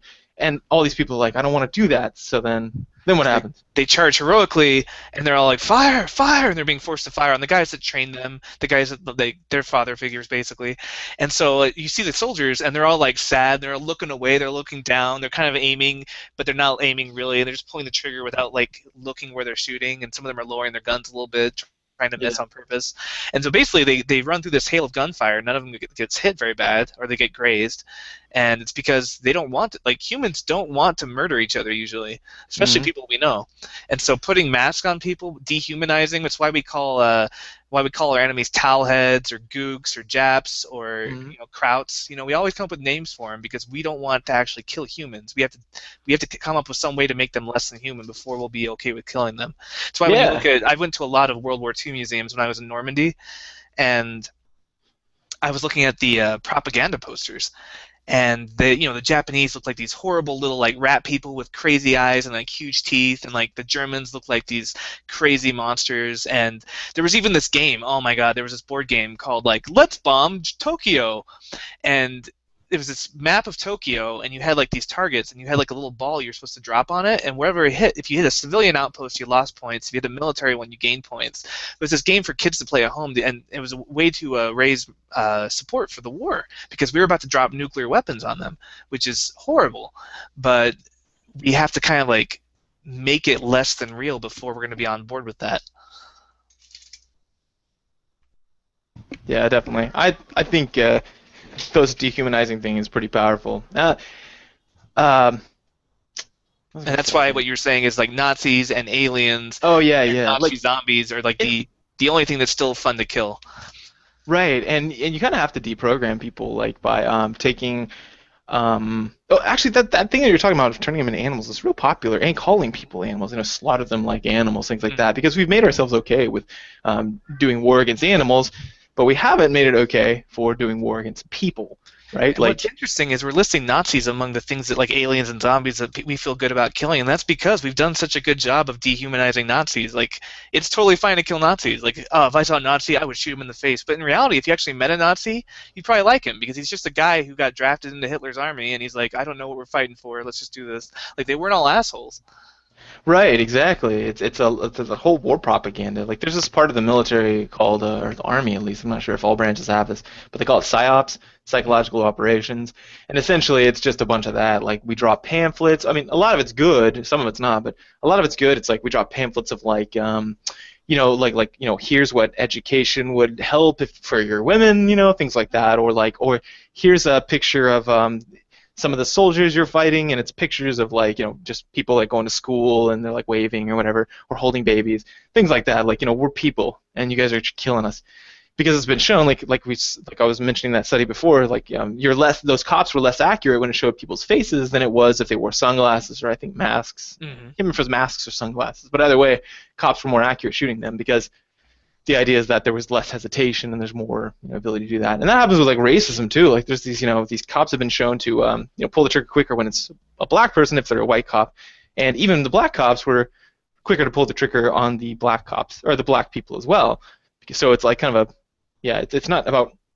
I mean, if it is racism, it's within racism as well. So right, it's less about like he looks different than me and more like I feel less safe around this type of person. Yeah. So that in particular isn't exactly what we're referencing here, but in particular, but the people with masks and sunglasses, people are quicker to shoot them. So I don't know. Of course, anyway, yeah, you'll notice a lot of bad guys have masks. Right. But war games in general, I think, is all about. I mean, we're drawn to violence and aggression, but we don't do it because it's socially selected against, and also we get a bad feeling afterwards. That right. You could do a lot of things with it. Some people like, I don't know. And this predates video games. We've been playing war games as long as we've been a species. Remember we used to play capture the flag on camping trips, and that was so much fun because we got to come up with these strategies about ways to get to the flag and luring people out, and sometimes we play paintball. Like it's just. There's something that really, I don't know if it's natural selection, but our brains get like a little tickle of joy when we come up with these really great wartime strategies. And, using them in real-time war scenarios, it's horrifying, but we still like making them, and we still like playing them. It's the reason we play cops and robbers, and we play cowboys and Indians. Yeah, exactly. Man, and nobody wants to see the fallout from that. I've got these pictures that I'm using for, should I say it, my study? But there's pictures of like all different kinds of things, and they're all standardized. So like people will give like here's how this affected me emotionally, 1 to 10, 1 being really bad, 10 being like I feel like great. So sometimes like a puppy has like an 8.34, I think, valence, and then there's a picture of a guy getting his head sliced off, like his neck's opened up and then there's blood coming out, like it's a real picture, and that one's like 1.02 or something. That was like the bottom one. Yeah. Well, people still don't like that, even if like you've been to war and stuff. We still feel very uncomfortable. You don't really, I mean, you can desensitize in a way, but not the way you desensitize. And I don't know this, but I'm going on a limb here.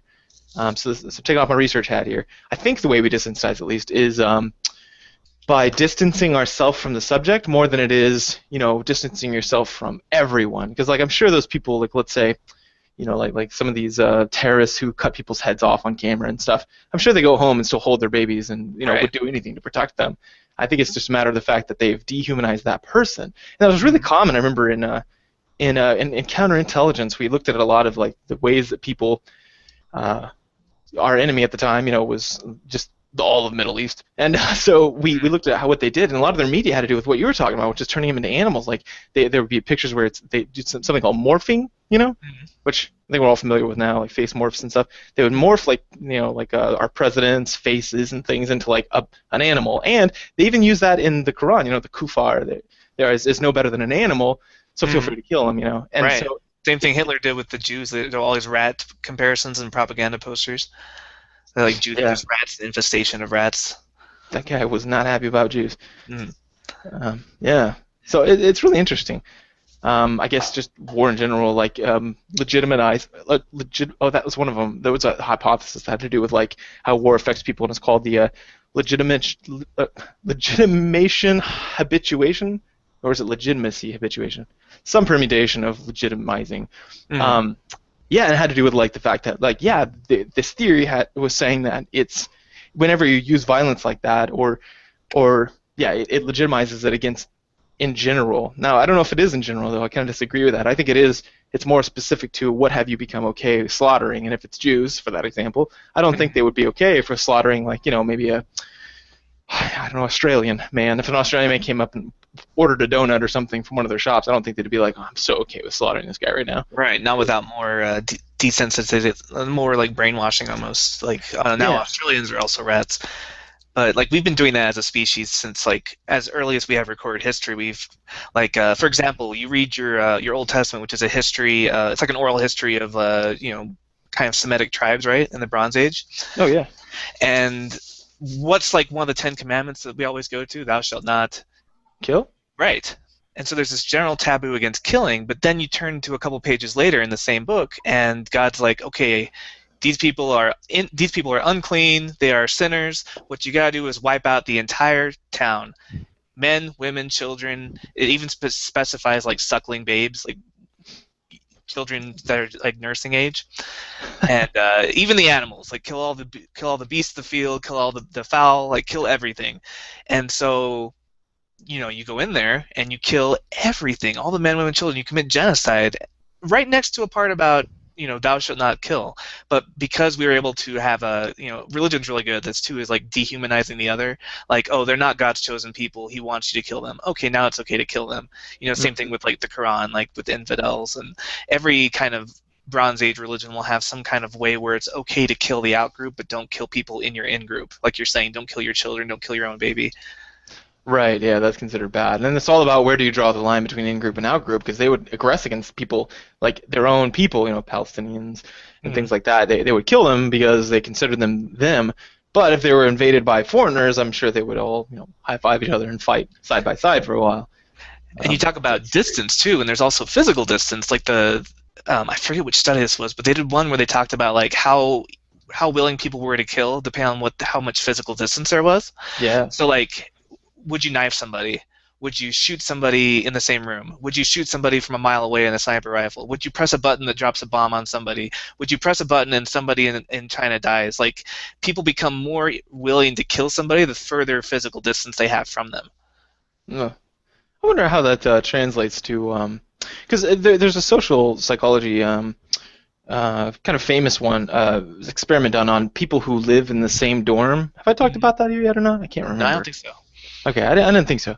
But basically, they found that people who lived close to each other, so they got a bunch of people and they followed them throughout a few years in a dormitory, and they said like how well do you know everyone, like how pro-social are you, like how much do you engage in like social events, things like that. And they tracked it over time, and as it turns out, people closer to the stairwells and to the elevator had higher marks on all of those. Because they interact with more people? Yeah, well, they said, just they actually added a new principle, and you know how I feel about adding new principles.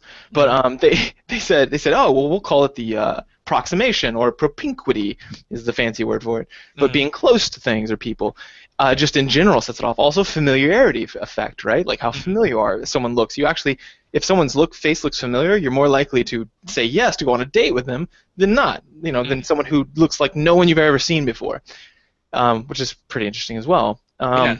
And again, this is something that we would be selected for in our pre-language tribal groups that we lived in. Yeah. People who looked way different from people you were used to were more likely to kill you, right? Because it could be like a different tribe. So Right. people who this distrust of the xenophobia, this distrust of the outsider, distrust of strangers, was actually serving our ancestors because it would keep them alive. Like people in your own tribe were less likely to just axe you in the back of the face with a giant rock or something. Dude, can we talk about evil for a second? Yes. Like, quote unquote. Like this is one of the ways you legitimize war. And there was something that my brother-in-law actually, his name's Gabe, and we were talking, and this kind of scared me, and I didn't address it because I mean, imagine you know a lot. No, that sounds really cocky. That's stupid. Imagine you're awesome like me. No, like imagine you know psychology really well. Imagine you could know everything there was to know about psychology, which I don't. But wouldn't that be an interesting interaction every day when you're talking to people? Because people will say wrong things a lot, because we're wrong a lot, right? And if you become that guy, the actually guy, as they say in How I Met Your Mother, actually, then no one wants you around because no one likes to be proven wrong a lot. So I have to select my battles a lot. But this one was one I really thought about doing, but because we talked about evil, he goes, well, I don't like this show. He's very fundamental Christian, and he says, pastor, right? Yeah, that's right. Yeah, he's got his own church and everything. But he said, I really don't like this show because it misrepresented evil. And I said, well, how do you mean? And he said, well, I mean, in it, everyone's got a story, right? Like they've got a reason why they're bad or whatever. But that's not how evil works.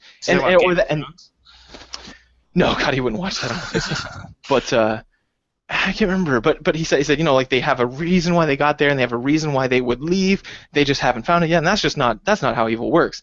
I was like, well, what do you mean, expert on evil? I don't know anything about psychology. But no, I didn't say it. I was like, well, what do you mean? Like, let me know. And he said, well, true evil or evil people happen, and their hearts get hardened, and this idea that evil is like a permanent effect, and that's terrifying because then that does legitimize war and killing someone. If you're looking at people as black and white, like Disney villain, like mustache twirling, tying people to train tracks just because it's evil, like if you can reduce people to that, then it's way easier to justify killing them.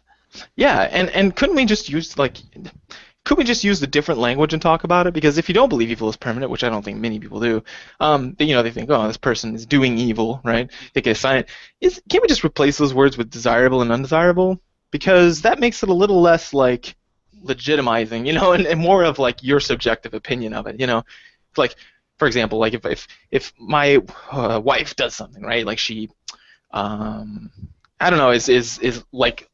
I don't know. She forgets something. Like I asked for if she's going to the store and she's like, "Hey, I'm going to the store this time. You want anything?" I'm like, "Yeah, maybe a razor blade." She's like, "Okay," and she doesn't get it. I can say, that was wrong or bad or evil or whatever you want to call it, right? Or I can just say, "Oh man, that was undesirable for me," and I wouldn't use that language. I would say like, "Oh man, that sucks for me. I really was hoping to get that," and it achieves the same thing, but it's less off-putting because evil has such a strong connotation and it legitimizes a lot of things because we have a long history in Christian cultures to destroy evil things. Right. Fighting evil is like considered a really noble cause, whereas fighting brown people is not considered a good thing. So if you could label something as evil, then suddenly you can take something that we consider a bad thing like violence, and you could say, but it's justified because they're evil. Right. Yeah. I just anything where you can justify murder, I don't like that. I mean, be really careful about anytime we're justifying murder because it's such a permanent thing, right? Like you can't unmurder somebody. Yeah, and the funny thing is, it's about people don't understand this. This happens a lot. I have to rewire people tons this way. People say things like this. They say, well, he just can't be fixed, or I don't know what to do with him. No one can help him. Things like that, or I've tried everything, nothing will work. Those sorts of statements, and I always have to rewire them and say, no. Or what I say is this: you're frustrated. You're pissed off because you've tried everything. You've swung the bat 100 times, nothing happens. And they're like, yeah. And I'm like, I get that. And I'm like, well, what if I told you I knew something that maybe, would change your mind or something you could try? And they're like, I don't see how that works. I'm like, do you see how you're making a judgment on a future event or a future test of something new based on all your past experiences? But that's not really warranted, right? Like, maybe there is something out there. There's always a point where you've tried some things and you haven't tried the thing that works yet, and you think, gosh, this might not work. So anyway, this is all about that. Like with evil, people, prescribe someone as evil, right? They're like, oh, he's an evil person. If they've tried everything to change them and nothing has worked, that doesn't mean they can't be changed. That just means you've tried everything you've thought of, right? Right. And so to use the word evil, I don't think anyone should be able to use that word unless they're like an expert on change, like maybe a therapist, someone who uses evidence-based therapy, which is, we're experts on change. I'm not comfortable with that with lay people, because I hear parents of all sorts and things like that saying about their kids, oh, he's just a bad egg. He's just going to be that way. Like, I can't change him.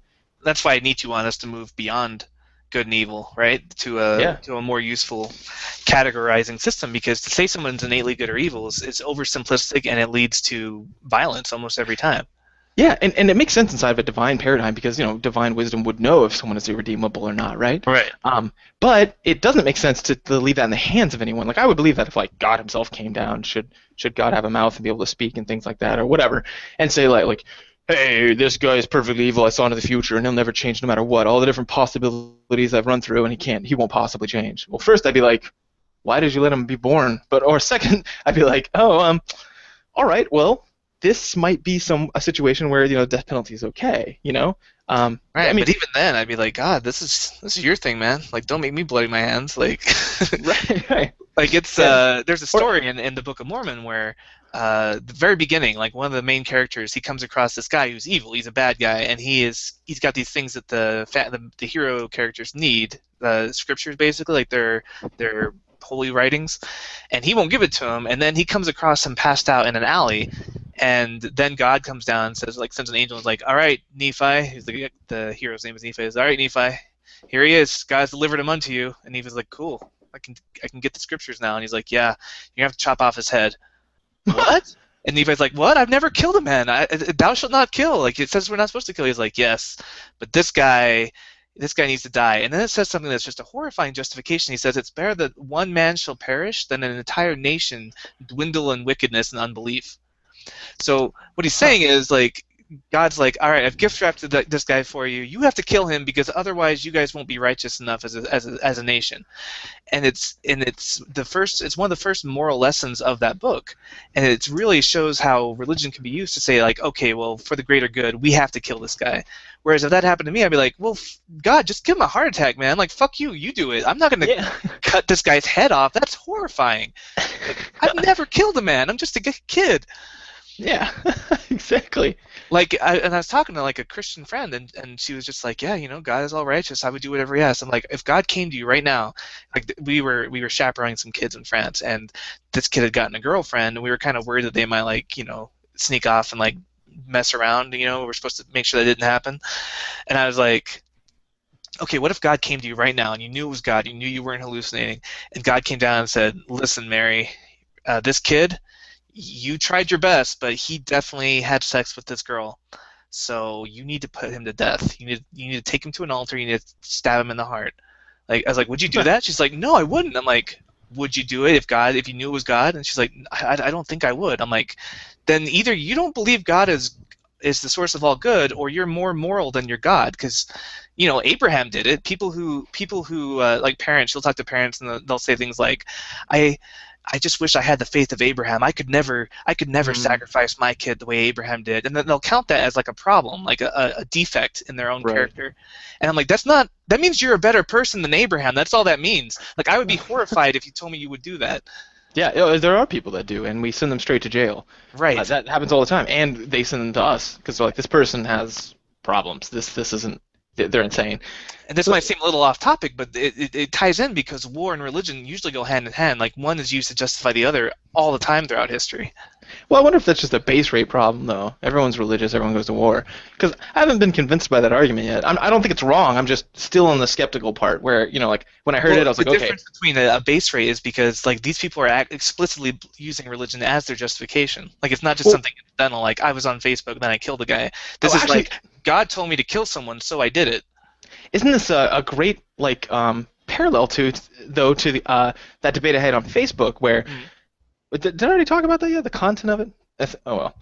Essentially, it's, this guy who murdered a bunch of people, blah, blah, blah. We already talked about that. But, people were saying it's because because of the content. The content was females had spurned him, and he was going to kill them.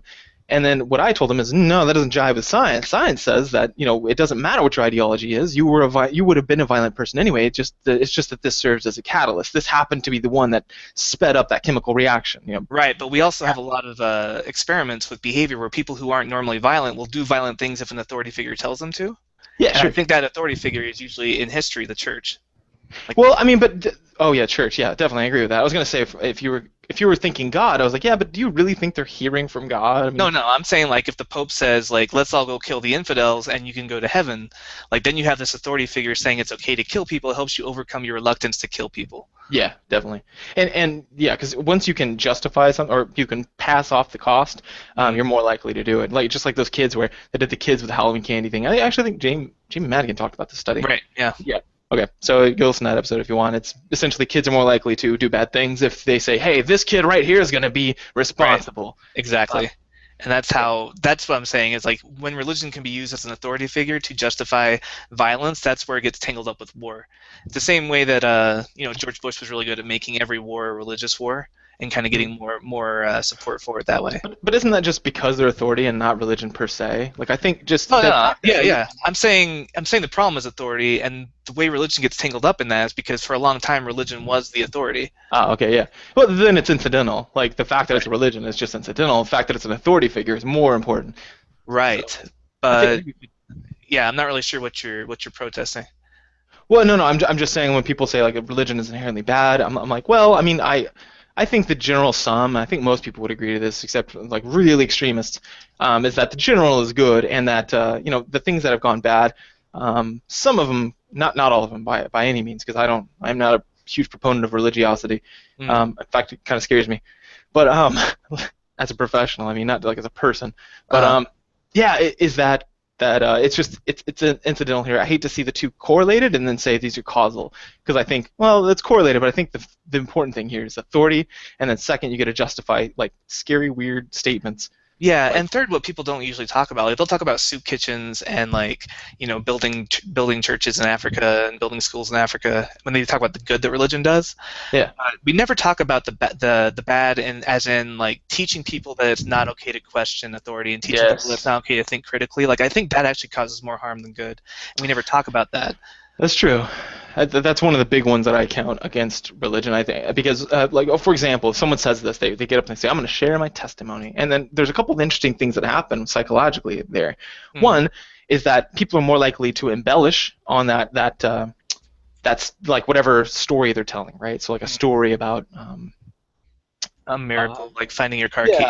Sure, yeah. They're more likely to embellish. Second of all, they're more likely to tie into the principles because it's the immediacy effect. Like you've got things right in front of you, or availability, and you're thinking, how could religion tie into this? How could this been God's good work? So they're more likely to start making those associations too and tying those. Second of all, they're being socially reinforced. 'Cause standing in front of people and talking is, while it's inherently kind of scary, it's a desirable thing for people. If you ask someone, if you were able to stand in front of a lot of people and impart your knowledge and you had no anxiety when you did it, would you want to? They'd say, well, yeah.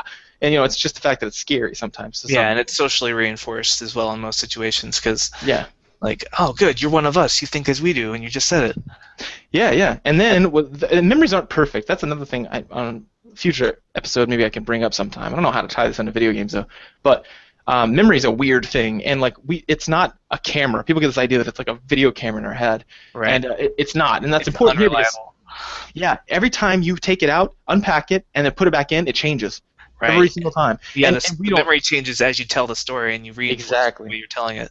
Exactly. So I've had people who I've maybe a lot of, I don't know how common this is, but for me this was common. I had two friends who did this, who I was friends with them when things would happen, and then later they would tell the story, and then after like 5 or 6 permutations of that, it was a different story. At least it was clearly more embellished upon.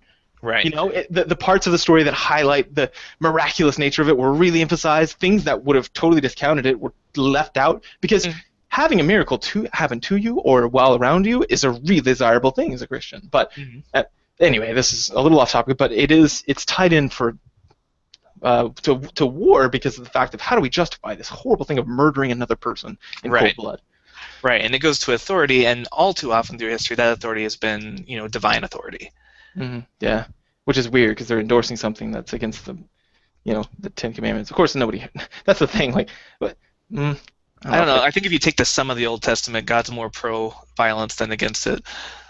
yeah, oh, definitely. As far as like prescribing it, like Yeah. demanding it, in fact. And if you didn't Yeah. do it well, and you get dead too. Like, So, like people are always like, but religion's about peace. Look at the Ten Commandments. I was like, yeah, that's one instance where he said don't kill people, but there's a lot more where he says do it. yeah. It's just like, well, yeah. The funny thing about how that works is that's yeah, that's availability heuristic as well. Like whenever I say something like, this is like the salesman effect too. I'm making that word up, but heck, I want tenure, right? Anyway, salesman type effect where somebody will come up in the like, tell me a time where you needed a better vacuum, and instantly you start thinking about times you need a better vacuum, right? Right. You don't. Our brains are wired that way. We don't. They are not wired to think of how that person is false. That takes a lot of training and effort. And if we don't effortfully do it, there's a whole decision-making model I can go over here, but I won't because it takes a long time. But it basically says there's a central processing route and there's a peripheral one, and it's trying to get around this peripheral one where you use heuristics and stuff. And it's like that. If you ask someone to think of those things, they're very likely to do it, and they're very unlikely to think of counterexamples. So that's what they're doing with these with the Bible. People will say things like they'll think something they want to do. All right, they think like I want to murder someone. I want to murder that guy. He has pissed me off. I want to murder him. Then they think but can I do that? I'm a Christian. Let me think. What allows me to do that? And they try to find something that allows them to do that. Now, in a book that's rife with conflicting commandments, like even in the Proverbs, like one says, don't engage a fool, and literally the next line says, engage a fool. Like you can find something for anything. So it's really about the person justifying their actions than it is someone following some moral code. Like as you pointed out, where you've got your own moral code, you're just saying, I wouldn't kill my kid. Like, Right. I don't think it's a good thing, but yeah. Right. But instead of saying like I wouldn't kill my kid, then it's like you said before, like we have our behaviors and then we have our ideals that kind of go in post hoc. So like I wouldn't kill my kid, therefore I don't have as much faith. That's something I should work on. Instead of I don't kill my kid, therefore I'm a good person. Right.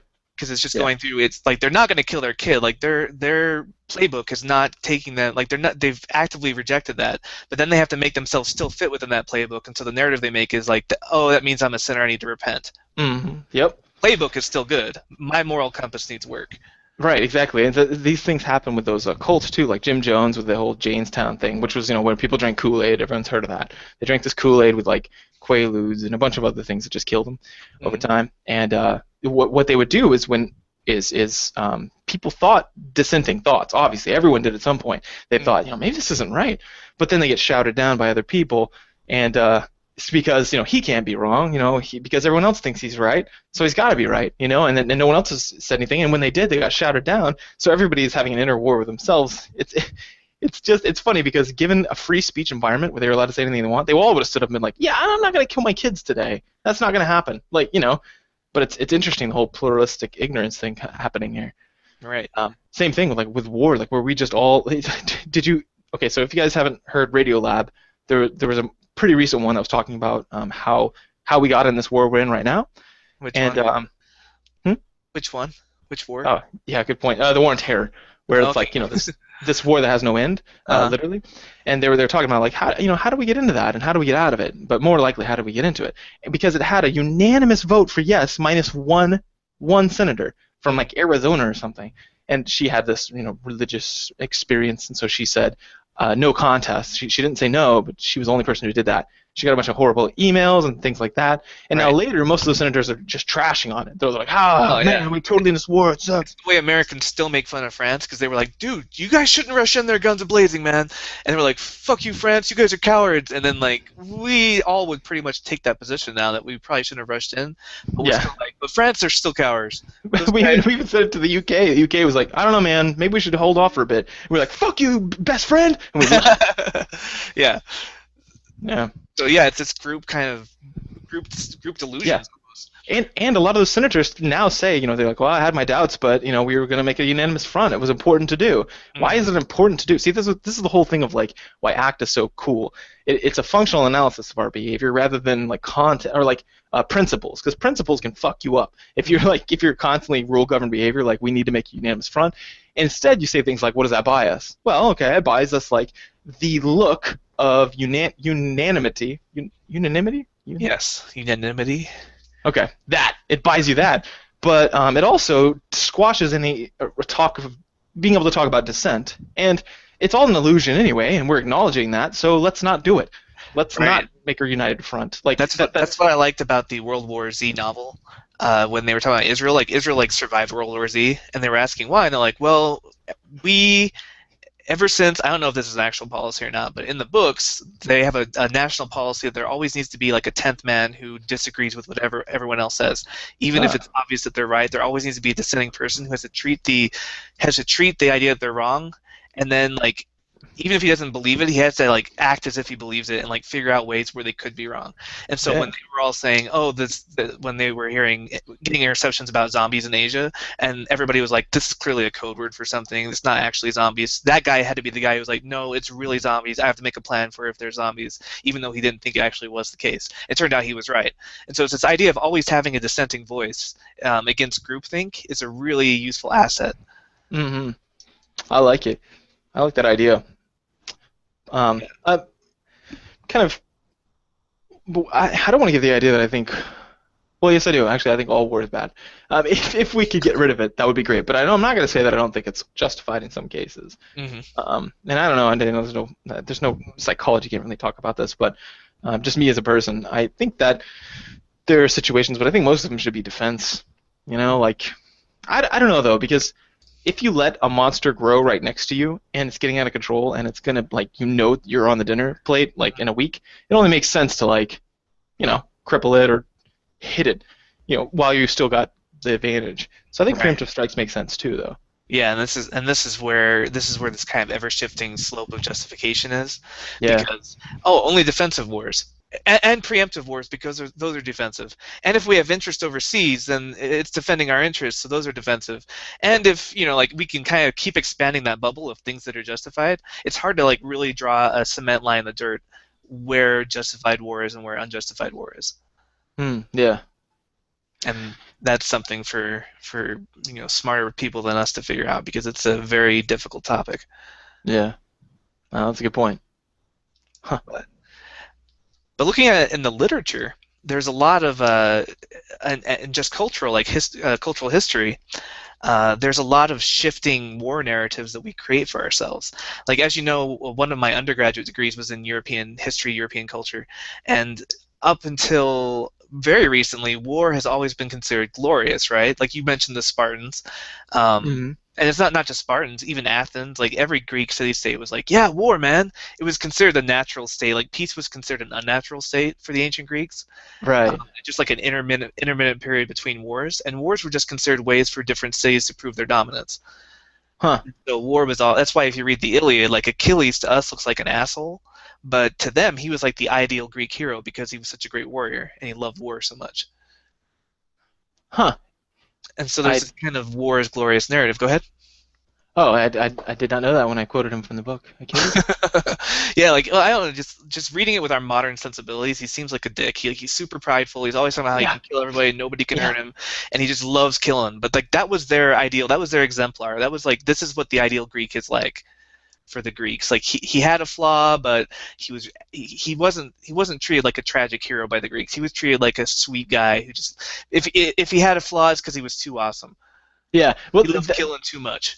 I remember in philosophy, my like 101, they talked about the different moral codes, and one of them was the Hellenistic morals. Right. It's used as a contrast to Christian ones a lot, because it says, we've got this slave mentality, quote unquote, which is offensive when you hear it, but when you pull back, it's not offensive, but it can be offensive to you. When you pull back and like kind of examine it objectively, it's true. Like, and whether you sign on to it or not, it is a slave mentality. It's meant to like, always kowtowing, like kind of, demure, humility, not pissing anyone off, trying our best not to be offensive, and that is a good person. Huh? They use the word submissive a lot. Yeah, submissive. It's this idea that like, and Nietzsche writes about this, and I'm not going to say I agree with everything he writes, but I'm saying that this is a cool lens to look at it. Now, I also want you to have the choice to pick one or the other. I'm just saying that like that is a cool way of thinking. I speak out against not morality. I speak out against morality all the time. I hate morality. Hey guys, fuck morals. No, I speak out against what's it called? modesty all the time because I think it's a stupid thing, and it's not healthy psychologically. Like, not that it's unhealthy, but you could be healthier if you were able to just brag, like you can with your family or you and I. If you say, "Oh, Jemiah, I just did this, like I just beat this game, or I just finished my finals, I did a bunch of work, and everything's great." I just got like a 36 on my ACT or whatever Yeah, accomplishment you got. or I just won the lottery or something. I'd be like, "Oh my God, David!" We'd high five and freak out together, right? That's good. That's healthy. That's great. That's the best possible scenario. What's not good is saying like, "Oh, I don't. No, I don't do that." Yeah, I mean, I kind of won the lottery. So I don't know. I'll probably give some of the money away. I don't know. Well, constantly doing that crap. That's not good. And I call it. It's on the it's on the listener. That's where the immoral person is. I don't think the immoral person is the person who says it. For example, if someone walks in and they say, and they just ran a marathon and they broke the world record, and they walk in and like, or not even the world record, just a personal record, because world record I think everybody would be interested in. But they walk up and they're like, "Hey, dude, hey," and the guy's like, "Huh?" And they're like, "Hey, I just ran a marathon and I finished, dude, and I beat my personal record." The person will be like, "Oh, congratulations." And it's like, just want to let you know that by saying that, the person who is listening to it might get butthurt. But it depends. If they're a good person, I think they would say, "Way to go, man! I don't know you, but that's amazing. High five. Keep going, man. Like, what do you?" And then they embellish with them. They say, things like, "So what are you gonna do next? I mean, you're gonna try to break it again? Like, what's going on?" That's a good person. A person who gets offended by that because, let's say, they're fat or have a broken leg, I think that's on them, and they're the ones being immoral, not the person who said it. That's stupid. It gets the idea that like someone's reaction is somehow your responsibility. Mm-hmm. You know what I mean? Like, and I don't think that should be the case. That's stupid, and that leads to things like being sued because something is quote unquote offensive. I don't like that culture either. That goes back to a huge cultural difference between us and the Hellenistic culture, is that they did not consider pride a sin; they considered pride a virtue. So if you took pride in your accomplishments, everyone else was like, "Awesome, dude, you're the man." But under the Christian culture, pride is a sin, right? It's one of the 7 deadly sins. And so bragging about your accomplishments is considered boastful and prideful, and you should humble yourself. So these are two of the things that are, like, it's a good illustration of how things were different, and the way we treated war was different all the way up until the 20th century. War was this glorious thing. There was some time in the 30 Years' War where people were like, "Wow, this actually sucks," as we were kind of getting more modern strategies involved, and Civil War. Same thing, right? We had General Robert E. Lee's quote. He says, "It is well that war is so terrible, lest we grow too fond of it." But he was saying that, speaking out against this idea that people loved war back then. Nothing made you a man faster than a good war. And people would sometimes worry that if we didn't have enough wars, we would grow effete, and we would grow feminine, and our men would become less manly. And so it was almost like a national priority to make sure we were always involved in a couple good wars, just to make sure our men had that experience of going off and winning honor and glory. And when I say we, I'm talking mostly like the British Empire and Europe, because America had this too, but a little bit less. We mostly just want to be left alone. There were a lot of people excited for the Civil War, but after Gettysburg, a lot of those horrible battles, a lot of people were like, "Wow, war isn't that great." Yeah. But Voltaire actually was ahead of his time. He wrote Candide, and it was kind of a satire of like the memes of his time. And in the time, the French were all about war, despite what their reputation now. They were actually big warmongers back in the day. They were one of the major European powers, always trying to invade like Italy and Spain and Belgium, just any direction. They were always like just fighting. And Voltaire notes this, and he has this really great line from the play where Candide's in a battle. And the translation says, "Nothing could have been more splendid, brilliant, smart, or orderly than the two armies." So he's kind of like overplaying how much people loved war. Like, nothing could have been more splendid, brilliant, smart, or orderly than the two armies. The trumpets, fifes, oboes, drums, and cannons produced a harmony whose equal was never heard in hell.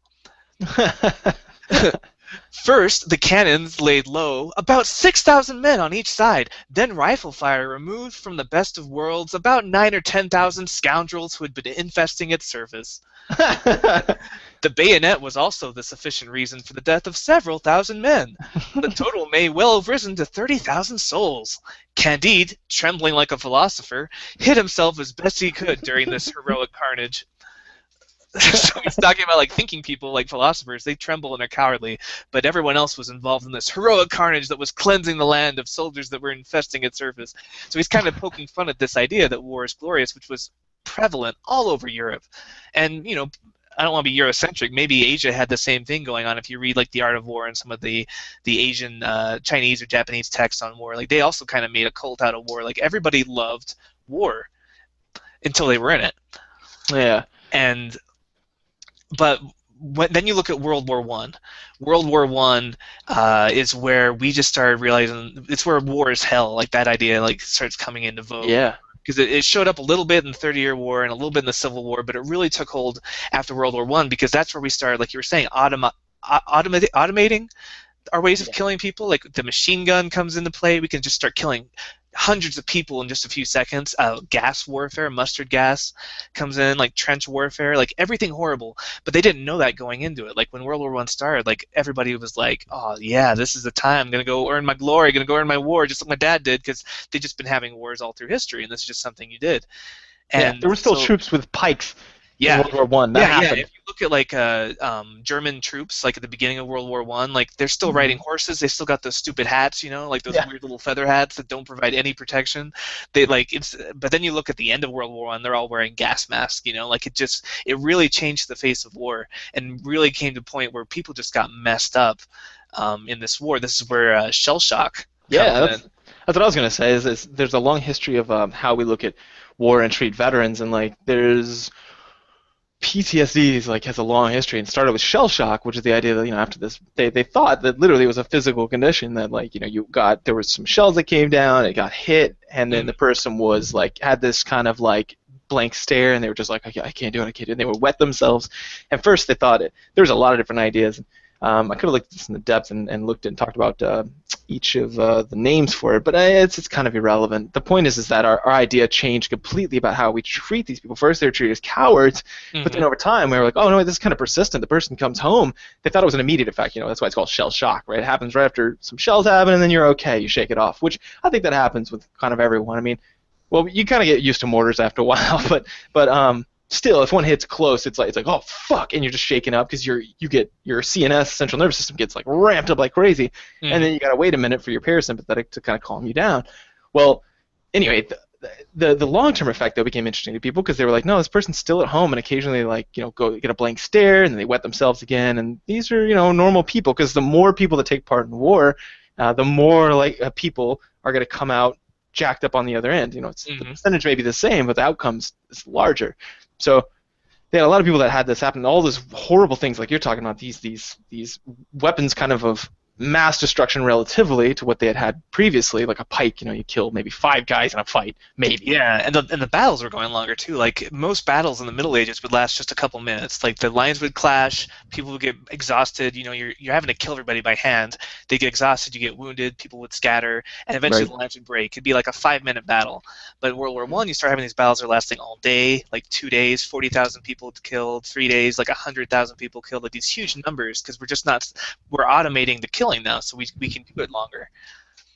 Yeah, exactly. So naturally, terrors are going to happen in a higher degree because of the mortality. And I mean, yeah. So the point is, this became more popular, and then over time, I think it's a little high right now. We're diagnosing PTSD a lot combat veterans. I just give them I don't know the what's it called, the benefit of the doubt, and I just say, all right, so they're probably right here. If they check out on a standardized assessment measure I use and they check out, I give them the diagnosis. But other people, they have this different idea of what PTSD is. Like now it's kind of been, I don't know how to talk about it other than to say it's been kind of weakened, I guess, now, because right now it's at the point where it's kind of there are people coming to my clinic, or not my clinic, but the clinic that I work at all the time, and they say, I've got PTSD, probably. And then I'll say, whoa, okay, well, what happened? And they say, They say, well, I rolled over in a car or something. And I'm like, I mean, that's scary, definitely. And I mean, depending on how close to death you were, it could be mortifying. It Hmm. could be trauma. But then I'm like, oh, so what happened? Did you lose a limb or someone near you like die? And they're like, no, I mean, it was just scary. And I'm like, well, scary things happen. That's not what PTSD is. And you're like, well, I have flashbacks. I'm like, you don't know what flashbacks means. This is another instance where the common vernacular is screwing with the clinical term. Right. This flashback means like you literally like the person will blink away for a second. Like they just kind of they stare Hmm. and then just get this blank look on their face, and sometimes they get mortified, and then all of a sudden they snap back and go, oh my god, I'm sorry, I just had a flashback. Like, it's a horrible thing. This is not what's happening to people. They're getting like a picture in their mind, and it's an intrusive thought, which happens to everyone, and they Right. go, oh, that was unpleasant, ooh, and then it kind of reminds them of it, and they sit there. So then now these people say things like triggers, and I'm like, triggers are literally just something you haven't desensitized yourself to. That's what the therapy does, is it desensitizes you to those things. Should you treat that thing horrifying and try to avoid it all the time? That's how you get worse. That's how PTSD develops. You have to go and engage those stimuli, whatever it is you're afraid of, before you're going to get rid of this PTSD. So trigger warnings and stuff these people do, that's not good. Don't do that. Well, I mean, do it. I guess lay people should do it just fine. But if you want to get better, you're going to have to engage them. Just make sure you do it in the right scenario. So you probably need a professional for that. Right, and just our understanding of it's grown so much. Like you said, we used to call that just cowardice, and so I read this narrative from the beginning of World War One. These French soldiers were escorting this guy who was going to be shot, and he's looking really down and depressed, and they're dragging him kind of against his will. And this general dismounts from his horse or whatever, and he's just like, wait, what's going on here? And they're like, this guy abandoned his post. He cut and ran. Like he's going to be shot for cowardice, because that's what they did. They didn't understand like that this was actually a psychological thing. They were just like, oh, he's a coward. Yeah. So they were going to shoot him for cowardice. And the general says to him, he's like, hey, it's not your fault. Like, a lot of people get scared. Here's the thing, though. Like, this is you're still able to die for your country. Like, what we're doing now is going to let the other soldiers know they have to like maintain their posts, and like it's going to make everybody fight better. So even you too are laying down your life for your country. And then the prisoner seemed more, he seemed more cheerful. He walked with a higher head. Like, he realized his death was going to mean something, and not just like, because he didn't know why he ran. Like, this could have been a really brave guy, but sometimes you just cut and run because your body's like, I gotta go. I gotta get the hell out of here. It's Yeah. danger. So You can like, have a panic attack, and right. you just escape. And so a lot of people were executed, but for cowardice because of this. And then we've eventually gotten to like learn more about what it is and what's going on. And we got to this place where war is hell now. Like, we all agree that we don't, like, very few people want to go to war. People go to war because they have, either financial reasons, or they feel like they should do it for their country, to like do it so no one else has to do it, like heroic reasons. Like, there's lots of different reasons for war. Very few people are just sitting around wishing a war would break out so they could prove their glory. And that's something that we've changed as a culture since the 1940s, 1920s, early 20th century. And there's this saying that we used to have, the Romans used to say it a lot, dulce et decorum est pro patria mori, which, if you know your Latin, it's basically soft or sweet and right. Decorum is like what's right, what's just. So like, sweet and right is dying for one's country. Hmm. And that used to be like the ultimate ideal. And then we have this really famous British poet named Wilfred Owen, who went through World War One. And this, like I said, this is kind of where people started. They used to call it the Great War, and they were so horrified by how bad it was that a lot of like utopian ideals sprang out. This is where like people started talking about the United Nations and stuff, right? League of Nations. Yeah. But he writes a poem where he's taking this phrase and he's kind of like criticizing it. He says, I'll go ahead and read it. He says, bent double like old beggars under sacks, knock-kneed, coughing like hags, we cursed through sludge, till on the haunting flares we turned our backs, and toward our distant rest began to trudge. Men marched asleep, many had lost their boots, but limped on bloodshod. All went lime, all blind, drunk with fatigue, deaf even to the hoots of tired, outstripped 5-9s that dropped behind. Gas, gas, quick, boys, an ecstasy of fumbling, fitting the clumsy helmets just in time, but someone still was yelling out and stumbling and floundering like a man in fire or lime, dim through the misty panes and thick green light, as under a green sea I saw him drowning. He's talking about the gas. In all my dreams before my helpless sight, he plunges at me, guttering, choking, drowning.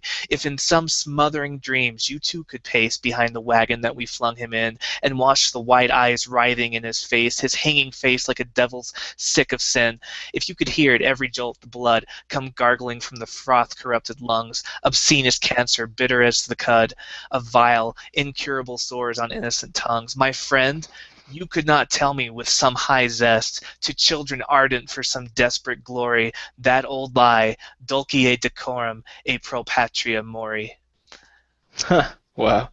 So he really like called them out, like the horrors of seeing somebody die by gas, and he talks about like gargling on his cud, like cattle will like chew their cud, and it's kind of this vomit that comes out of their mouth. Yeah. So it's just him like choking on his own like death throes. Like it's a horrific thing, and this is kind of how we've shifted. So why do I bring this up? I was wondering, and you've played a lot more war games than me. Like, do you get the general consensus that war is glory or war is hell? Like, what's the theme of most of these games? Do they still kind of have that kind of pro-war propaganda feel, or do they get more thoughtful and say, like, war is not something we enjoy? I think it's definitely the latter. War There's is a bad, lot of war is hell. yeah. I mean, I don't know. I was gonna say the more Do you mature think games. they glorify war, or that they criticize it? I think they criticize it, but like it's a necessary evil, so it makes it more heroic for you. But the more mature games, like Spec Ops: The Line, for example, definitely condemns it. It's like, this is the worst thing ever. What are you doing? Like, Spec Ops: it's The Line amazing. does, for sure. But like I don't know, because in other ones, I mean, it's glorified in a sense because most people that play it come out of it thinking, wow, that would be cool. But it's also like, it's usually like this, hey, we've got to do this thing, some of them, I don't know, man. This Battlefield 4 definitely not, like, they don't do that. Yeah, I feel But like a lot of the other ones do. War really glorifies it. Like it's shitty and violent, and but you're still like, man, this is awesome. I wish I could do this in real life. Kill aliens. Yeah, okay. Yeah. So, because there's no terror. I mean, it's Yeah. genuinely terrifying whenever someone tries to kill you. It's Right. like, that's a scary thing. And nobody probably will, that's listening to this, maybe a couple, nobody will experience that because we live in an awesome time. Yeah, but we live in it's the best horrifying time. where there's someone Don't want that's to be in looking a at war. you. This is the best time to be born. Yeah, and somebody's looking at you. Like, if you woke up and your neighbor was knocking at your door with a gun, and he was like, or no, he was trying to kick in your door with a gun, and he's trying to kill you. That feeling is horrifying, and that's something they don't translate in those games, and that's something I wasn't prepared for. Like, I mean, I obviously thought about it. I was like, yeah, it's gonna suck, but like, it's not the same. It's freaky. Like, they will do anything they can to end your life, and they're trying to do it, and you just have to not let that happen. Have an existential threat like that, something that could wipe you out. Like, most people don't experience that. At least most people in America, most middle class people. I mean, growing up in dangerous neighborhoods, you could have already had that happen. But I feel like most of our listeners have not had that happen unless they've been in a war. Well, even so, it's incidental, I think. Then, like, they're like, if people get shot a lot and stuff, but it's rarely because like they want to kill them. It's usually like they were in wrong place at the wrong time, and the person was just like, pop or something, or crossfire, or like they're breaking into their house and they got caught and so they shot them.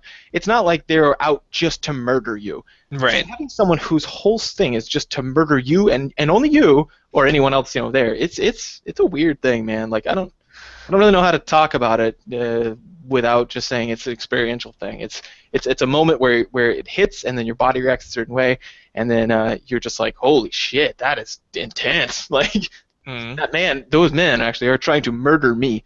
They're trying to kill me. They're like, kill that guy right there. It's just horrifying. So they don't translate. These games don't have that element. They do have a lot of the fun element, like the Band of Brothers kind of element, where it's you and your friends like killing bad guys. Yeah, and it doesn't capture, like, okay, have you ever been in a paintball fight? Yeah. Okay, so is it you running around just shooting people with a paintball and you're out in the open and you're just killing everyone? No, like, you're in cover, your friend's in cover like 30 feet next to you, and you catch his eye and you like motion like we're both going to rush this point at the same time. Yeah. Like, it's a lot of like teamwork. Yeah, and it's a lot of like hiding and stuff, and like the people you're fighting are at least as good as you, Right. Like, that's, I mean, obviously we're better trained troops than a lot of people we fight, but still, like, they know how to hit things with guns. So it's more of like they don't do many of those battles. They did at the very beginning of the game. Whenever I talked about it, I was like, yeah, man, it's really just like huddling behind this like thing and being like, well, I'm here for a second because I am getting shot at. This sucks. Versus like running around and being like, oh, I took 3 bullets to the chest, but my life meter's still good. It's, you know what I mean? Yeah, Like, that was the other thing I was going to ask you about was life meters and regenerating shields. Like, what do you think that does to the genre of war games? Because most modern war games will have some kind of way where if you take some kind of cover mechanic, where if you take cover long enough, you're good to go. You're right as rain. yeah. And have you ever played there was a game, an old school game, a Quake 3 mod called Urban Assault, but that one's not as good. There's this current one by the America's Army. It's made by the Army. Have you heard of that? Yeah, yeah, they use it to actually like as a recruiting tool, right? Like to get kids to play and be like, "This is what war's like, guys." Yeah, it was explicitly made, and that one is realistic, like somewhat realistic. There are realistic elements, I should say, and one of it is that if you get shot, well, you're bleeding out. You gotta bandage yourself. Like you do not want to get shot at all, because usually if you take one round, you're done. Like it's just a matter of because your guy slows down, he kind of goes and starts making noise, and he's bleeding and he's limping, and then you get shot again. Because they're gonna hone in on you while they're firing. They're honing on you. So the whole game is about not being seen or shot at. So you throw smoke a lot. You're hiding behind stuff. You're covering people by just putting round after round. We called it bounding Overwatch, which just means me and a friend. He goes up while I shoot like crazy. I go up while he shoots like crazy. So we can move. We can move and no one will take fire. That's what it's like, and that game doesn't do as well. Yeah, whereas most games are like, it's okay to risk getting shot if you're lining up a shot of your own because you're going to heal from that automatically. Yeah, exactly. So you're more risky. You take risky moves, and I don't like that. I don't like those games. That's like in Battlefield. It kind of makes me upset when I play this game because it expects you to be like that because it'll punish you if you sit around for a while. They'll hone in. They'll start shooting mortars or something. The game is clearly made to not do that. Or you die, it randomly kills you, so it punishes you for acting like a real soldier. And that bugs me because I want to be able to act like a real soldier and play this game and win. Hide behind something, look up, kind of spot him, look back down, tell my team, hey, there he is, tell him to engage, and then pop back up and shoot. But my friends are shooting things faster than I am. That's how the game is made. So everyone's killing stuff. So it's like a feeding frenzy. It's like, oh, you're in there, and you're like, oh, what was this? What was this? What? And I'm like, what the fuck? I hate that. So, but all that being said, you still think overall, war is hell is the theme of modern war games? Well, now that we've kind of broken it down that way, I would say that that's the explicit theme, but the implicit theme is that it's fun. Yeah. Because the explicit theme, I think they address it a lot. They try to be mature, like Michael Bay's, like, hey man, war's rough, and they high five and shoot zombies. Yeah. War is awful, and then an explosion happens in slow motion while they walk away from it without looking at it. Yeah, exactly. That picture right there is exactly how I feel. So you're saying they pay lip service to war is hell, but implicitly they're saying war is awesome. Yeah, exactly. Yeah. All right, I can see that. They're all. I mean, you get to dress your guy like a Barbie. Change his clothes, make sure he looks awesome. Change where you put your rounds, which we do that. Barbie clothes, though. No, yeah. He comes in with a really fashionable dress and a purse. Yeah. It's looking fabulous, man. War is fabulous. That's what. War is fabulous. Yeah. All right. So yeah, that's kind of what I want to look at was just this kind of shifting because it's relatively modern. As a species, for thousands of years, it was war is awesome, and then World War I kind of changed it around, and now it's considered awful. It's a sacrifice if you go. It's not something you're looking forward to doing. Yeah. And then just how that relates to have video games changed as well, or are they still gung ho war is great, let's go?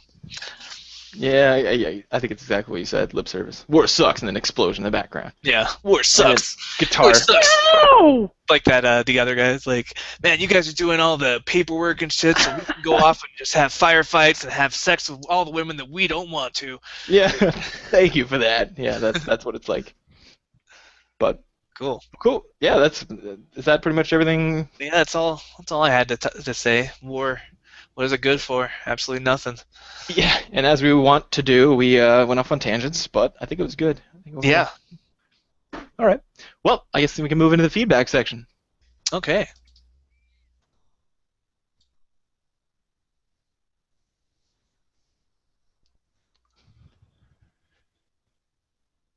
Okay, back from war. Let's check the feedback. Feedback! My little sweet air guitar. Yeah, that was awesome. I feel really inspired right now. So we did have our survey about favorite Ninja Turtle. I was a little surprised. What about you? Yeah, me too. Turns out Leonardo is the Game Theory Podcast official favorite Ninja Turtle. Came in first place. Yes, indeed. And Where did Michelangelo come in? Dead last. He tied with Dead last. Raphael. Yeah. So it was Leonardo and Donatello first and second, then Raphael and Michelangelo trail in the rear. And Michelangelo would be even more last, except that we voted in our own survey, so Yeah. he actually should have 2 fewer votes. What's funny is that this is why it's important to do research. Not that this was research, but I mean, my experience growing up was that, anecdotally, was that everyone loved Michelangelo or Raphael. I didn't know anyone that liked Leonardo da Donatello, so I just thought that was, that represents the Right. whole. This shows you the problem with anecdotes, right? Right. Because your experience had this. I mean, our sample size was like 40 people, but Yeah. turned out Leonardo. Yeah. Yeah. Way to go, man. Like, Leonardo's kind of cool, though. As I grew up, I changed. I think I've changed my mind. I like Donatello. He's become more nuanced, I think, and also katanas are awesome. Yeah, and he People can love use them. swords. But, So yeah, we also had some pretty interesting discussions about old school horror games and how awful they were, as far as play control and whether that like reflected like the horror, like whether it was possible to have a scary game with good play control. yeah, that was a really interesting question someone put up. Yeah, because a lot of them did monopolize on that older school games, like Resident Evil. They were famous for using like bad camera angles and slow controls to make it seem scary. Right, and in the fourth one, where the one that came out on the Wii, they had to step up the game a little because they had to make faster zombies with like exploding mouths, because they couldn't rely on the zombies old. aren't scary when you can run and shoot very accurately. Yeah, exactly. Yeah. And the same thing with most. It seems like most modern zombie games go for the fast zombies for that reason, like Left 4 Dead. Mm-hmm. Yep. So lots of good discussions going on the Facebook group. If you want to join in the discussion, go to facebook.com/groups/Game Theory Podcasts. You'll find us there. Yes. We grow every week, and so yeah, come on over, man. It's going pretty well.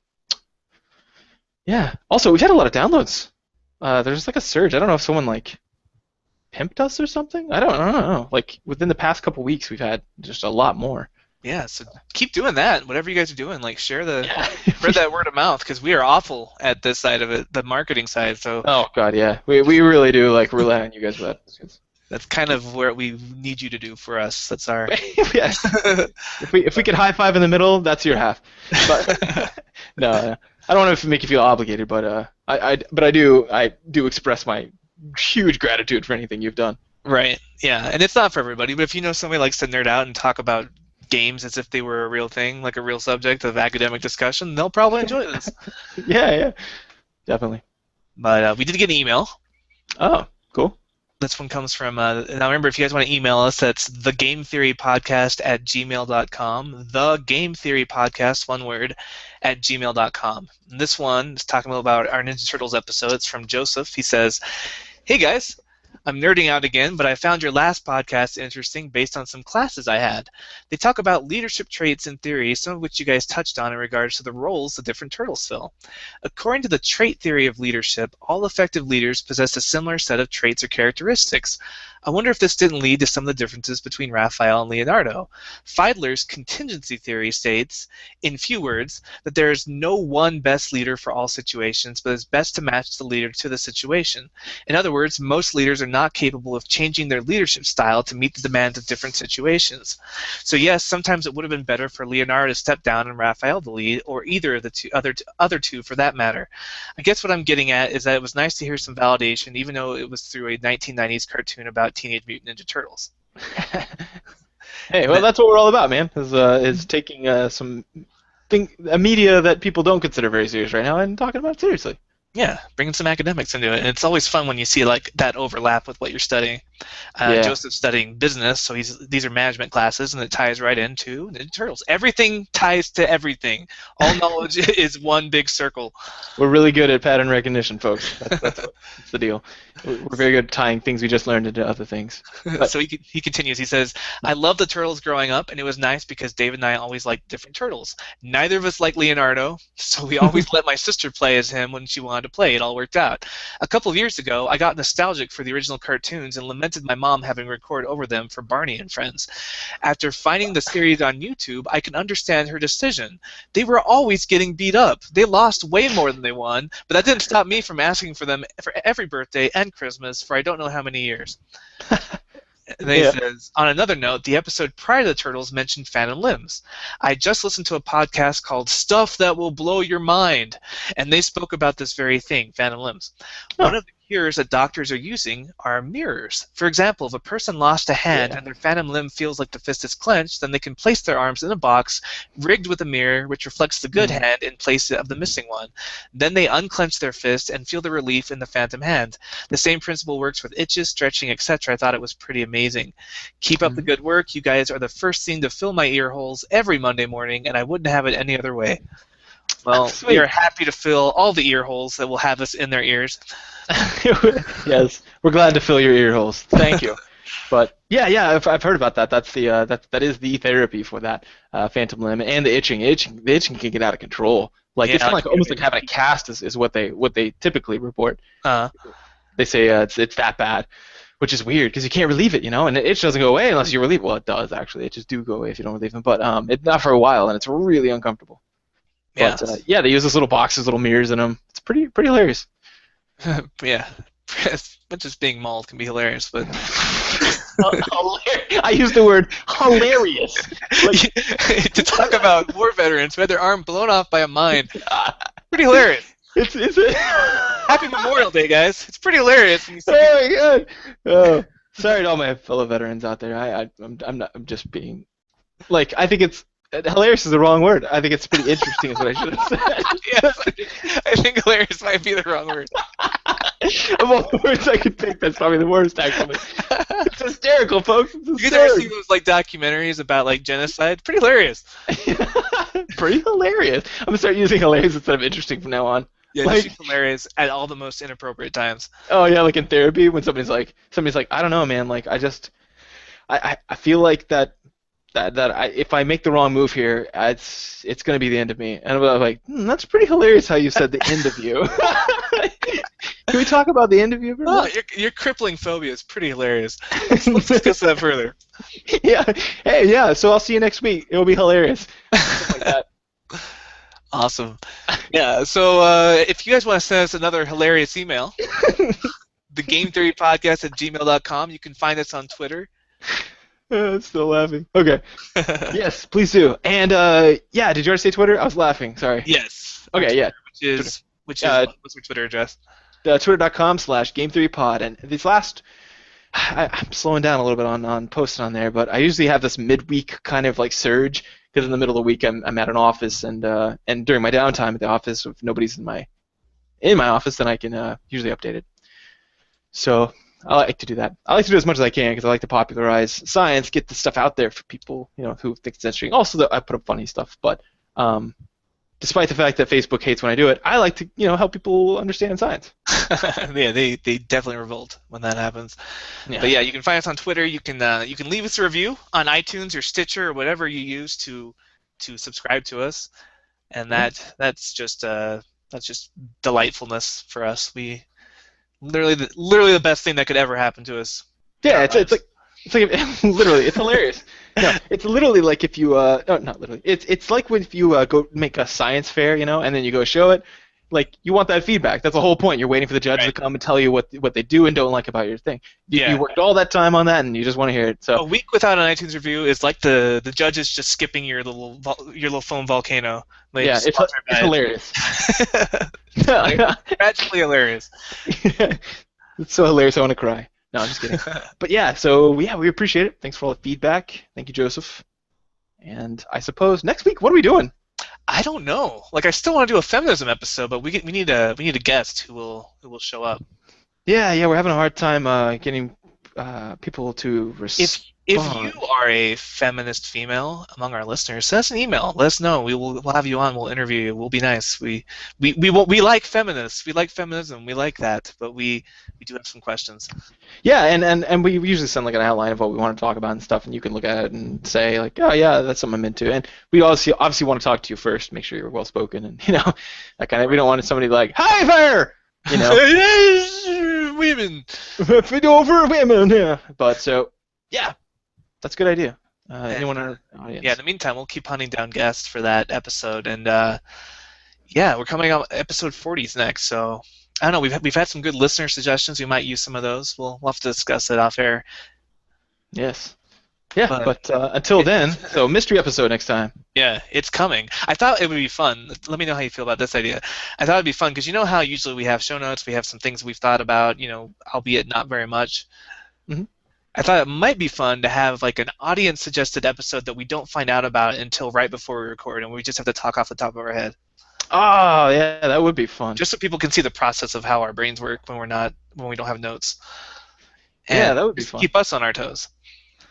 Yeah, yeah, man. Of course, that would be cool. We kind of do that anyway. Like, just before the episode, we're kind of like, huh. Let them think we work on this. I mean, no, some we do. I mean, some we really do. But most of the time, we do it the day before or Usually a it's couple the hours day before. of, right before we record, we just start writing down notes.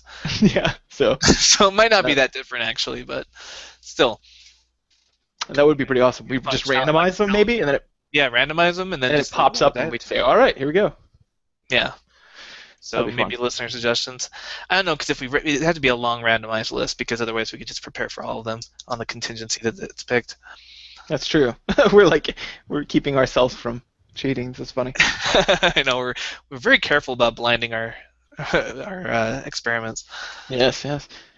Well, cool. Until then, though, you want to sign off? Yeah. Until then, would you like to play a game? This is David. And this is the war veteran Jeremiah. Oh, thank you for your service. Happy Memorial Day. Thank you. I'm gonna eat some burgers and some hot dogs. Isn't that tomorrow, actually? Yeah, it is. Okay. Yeah. But- So I will be doing that tomorrow. But until then, I guess we'll see you next week. All right. Copy that.